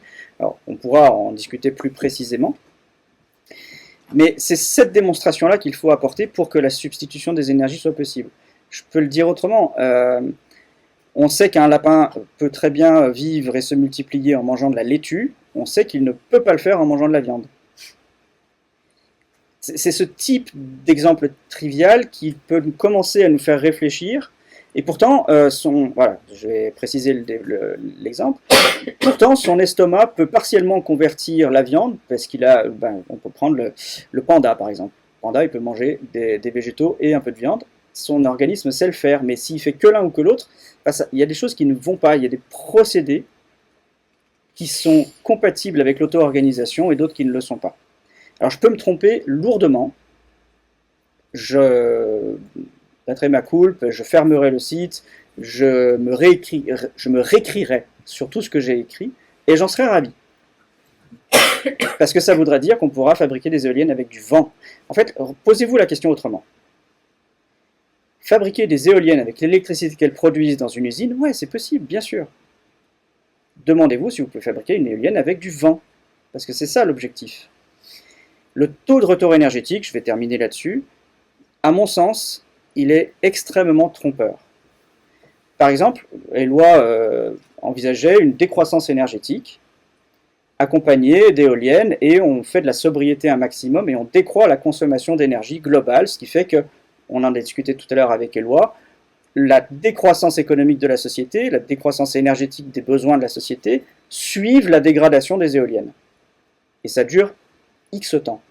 Et bien, au cours de ce temps, le taux de retour énergétique, il pourrait ne pas changer, mathématiquement, rester le même. On récupère toujours autant de l'énergie que l'éolienne produit, et on réinvestit toujours autant, mais juste ce qu'il faut pour décroître à la bonne vitesse. Si on essaye de stabiliser à production constante, le taux de retour énergétique, lui, il va monter en flèche. Ou plutôt, il va se réduire en flèche. Excusez-moi pour l'inversion.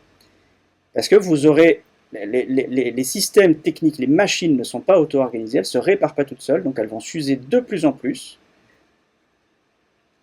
En s'usant, c'est ça qui est important à comprendre. Excusez-moi, je développe un tout petit peu. En s'usant, il y a un problème qui n'est, à mon sens, pas bien pris en compte dans les modèles et les simulations que j'ai lus, c'est qu'en s'usant, elles fournissent moins d'énergie, elles convertissent moins d'énergie. C'est ça la différence entre une éolienne et votre estomac. Votre estomac, il se répare, donc tout au long de votre vie, il va produire, il va convertir à peu près autant d'énergie qu'il vous faut pour vivre. Une éolienne, elle va s'user, elle va se dégrader, donc l'énergie dont vous disposerez pour la réparer, progressivement, va se réduire. Ça veut dire que vous aurez besoin, dans la production de l'éolienne, chaque année qui passera, d'un peu plus d'énergie, alors qu'elle en produira moins. Pour moi, non seulement c'est une contradiction logique, mais en plus c'est quelque chose qui correspond précisément à ce qu'a démontré Prigogine, des conditions à l'existence des systèmes auto-organisés. Donc, peut-être que je suis téméraire, présomptueux à vous présenter ce raisonnement-là, peut-être encore une fois que je me trompe lourdement, je l'espère. Maintenant, en tout cas, je ne peux pas me satisfaire de la littérature qui existe aujourd'hui, qui dit, alors, je vais conclure là-dessus, vous lirez les rapports Négawatt, vous lirez les rapports de l'ADEME, vous lirez celui de RTE, vous lirez tous les rapports sur les projets de transition énergétique, tous les modèles. Tous posent en postulat que l'électrification suffit à décarboner. C'est-à-dire qu'ils écrivent, et j'ai toutes les citations, ils écrivent « L'électricité sera une source d'énergie pour les sociétés de demain ». Eh bien, il n'y a pas d'électricité disponible dans l'environnement. Ce n'est pas une source d'énergie, on ne peut pas puiser dedans. C'est un produit de conversion d'un ensemble de systèmes techniques, d'une industrie complète. Ce n'est pas une source d'énergie. Si on le pose comme postulat, comme comme présupposé qui nous intéresse, qu'on préfère. Après, on peut développer plein de modèles, faire quantité de simulations, des équations très complexes, très raffinées, très subtiles, mais si le présupposé ne tient pas, vous avez une conclusion qui ne tient pas non plus. Et bien, ils sont tous construits comme ça, les modèles, et je serais ravi d'en discuter. En fait, l'objectif de ce site, c'est de permettre à tout un chacun de mettre sur la table que les modèles de transition ont un présupposé qui correspond à la conclusion qu'ils veulent obtenir. Ils sont tous écrits comme ça. Et je veux qu'on puisse en discuter. Merci Vincent, merci Marc, à tous les deux d'avoir été avec nous ce soir et d'accepter d'initier le dialogue. Comme je disais tout à l'heure, demain ça continue avec des ateliers. Et on pourra creuser bien plus avant la question technique avec Vincent. C'était quelque chose qu'on avait discuté ensemble. Donc c'est rendez-vous ici, de nouveau à 14h. Ça dure jusque 17h. Avant de vous laisser, je vais faire une mini conclusion synthèse comme ça. Oui, vas-y. Moi, je veux bien passer une petite page de pub. Ah, vas-y. Pour la conclusion, Vas-y. Ouais. Somac et Philippe, venez là. Oui, parce qu'on ne vous voyait pas en fait. Ouais. Venez là. Donc la page de pub, c'est Je vais laisser Philippe. on a parlé de climat, de bilan carbone ou de décarbonation et aussi de démocratie. Donc c'est des sujets qui moi me tiennent à cœur. Et donc c'est bien à propos, avec les décarbonautes, on est en train de lancer une campagne de communication et de financement pour mettre en place un processus qui ressemble à la Convention citoyenne pour le climat, mais qui a été amélioré, dans le sens que là où ça a été essayé, en l'occurrence à Clermont-Ferrand et à Rennes, 100% des propositions qui sont sorties de ce processus ont été votées par le conseil municipal. Donc c'est quelque chose qui marche, au moins localement, et maintenant on essaye de le monter au niveau national. Et donc on est en train de lancer une campagne de communication là-dessus, donc www.lescarbonautes.fr, vous trouverez toutes les infos. Mais peut-être que celles et ceux que ça intéresse, vous pouvez voir Philippe, il vous transférera les informations. Je crois que c'est assez intéressant le dispositif et justement comment est-ce qu'on organise la démocratie, parce que la démocratie n'existe pas par elle-même. Donc je vais conclure, ça va être assez court, je vais vous prendre encore 3 minutes. Il y a plusieurs notions comme ça qui ont été abordées par Vincent et Marc, comme la notion de commun. Je voulais quand même vous dire qu'il n'existe pas encore de définition arrêtée de ce que sont les communs.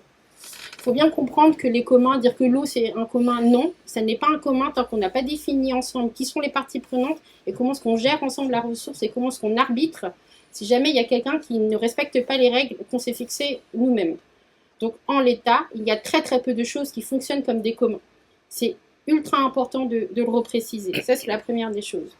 Ensuite, au-delà de la question de l'énergie et la question de est-ce que le bilan carbone suffit pour établir un bon état écologique, ça non plus, ça n'est pas démontré. Est-ce que les bons états écologiques, est-ce qu'ils sont forcément globaux, est-ce qu'ils sont locaux et comment est-ce qu'on les organise? Il y a un enjeu en fait aujourd'hui, ce terme a été posé plusieurs fois, de la responsabilité. Est-ce que nous pouvons en fait, nous, toutes et tous aujourd'hui qui sommes dans cette salle, mais aussi ailleurs, en 2023, à la fin de l'année, se dire nous ne sommes pas responsables de ce qui se passe et nous n'avons pas à être responsables de ce qui va se passer après.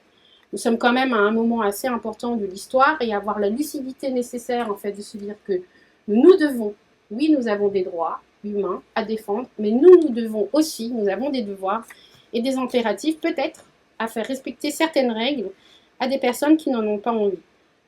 Et qu'il y a un enjeu évidemment d'autonomie, mais si nous ne réinvestissons pas tout du long en fait cette question du lien social, du sentiment d'utilité sociale en fait de chacune et de chacun d'entre nous, et de ne pas avoir à discuter de sommes-nous légitimes ou non de vivre sur cette terre. Moi en tout cas j'ai envie de vous dire, mes parents m'ont pas demandé mon avis, je ne vais pas vous demander le vôtre.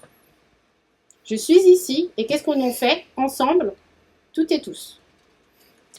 Autour de la question de la post-croissance, pour dire un petit peu vite autour de ces questions énergétiques, est-ce qu'il n'est pas possible d'envisager malgré tout une société qui soit prospère? Une société qui soit prospère dans le sens où elle répond à nos besoins d'alimentation, d'habitat et de loisirs, parce que si on fait que manger, dormir et travailler, peut-être que cette vie elle n'est pas tout à fait désirable. et de se dire qu'à partir de cet agent que Marc et Vincent ont prononcé plusieurs fois, cette notion de la confiance. Et si la confiance, c'était avoir la foi dans un avenir qui est inconnu, indéterminé et pourtant désirable. Parce qu'en fait, c'est cette question-là, et sans passer par cette question des comment, et donc une question démocratique, avec tout ce dialogue, parce que quand on parle des bons d'état écologiques, c'est ça que ça signifie, un dialogue science-société, avec toutes les controverses qu'il peut y avoir derrière. Nous n'allons pas être d'accord, mais nous allons au moins pouvoir en discuter. Nous allons peut-être nous tromper, mais nous allons nous tromper ensemble. Et parce que nous aurons cette co-responsabilité et la co-gestion, en fait, de la maison, Terre. Est-ce que nous ne sommes pas en capacité, ensemble, en animant de l'intelligence collective, qui est autre chose que de l'intelligence collectée, pour rectifier le tir et choisir une autre voie? Parce qu'en réalité, c'est ça aujourd'hui qu'on essaye d'initier avec Euroasis, c'est de se dire que oui, les enjeux nous dépassent largement. On nous fait croire que mettre un col roulé, un petit foulard en soie, éteindre la lumière quand on sort des toilettes, ça va suffire. Je puis vous assurer que face à des enjeux systémiques, nos petites actions individuelles seront insuffisantes. C'est une question structurelle, nous avons besoin de nous organiser ensemble. Et je vous propose de venir demain après-midi pour en discuter avec nous. Voilà. Ah, un dernier point peut-être, parce que pour moi c'est important, c'est la question des déchets. Et c'est Eric qui m'y a fait penser. Quelque chose de très très court, peut-être pour répondre un petit peu à Marc. Et si la question de la confiance était de se dire, et si on avait fait une régie interne en fait pour notre gaz dont nous sommes dépendants? C'est une question que je pose, on n'y répond pas. Et la question des déchets nucléaires, par exemple, il faut bien comprendre que nos déchets, si nous n'arrivons pas à les penser dans une forme de circularité et de cyclicité en fait du système, nous sommes déjà en train de coloniser le futur. Ça veut dire que celles et ceux qui vont venir après nous, ils ne pourront pas s'échapper de ces déchets. Et ça, c'est une question en fait qui est trop souvent un impensé et qu'on doit pouvoir inclure tout de suite dans notre manière d'organiser les éoliennes, les panneaux photovoltaïques et tous les réseaux, sachant qu'à terme, ces réseaux doivent disparaître et qu'on doit trouver une économie qui soit prospère en utilisant de moins en moins ces flux. J'ai dit.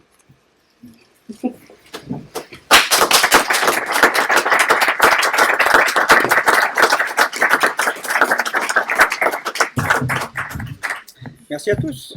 Merci beaucoup.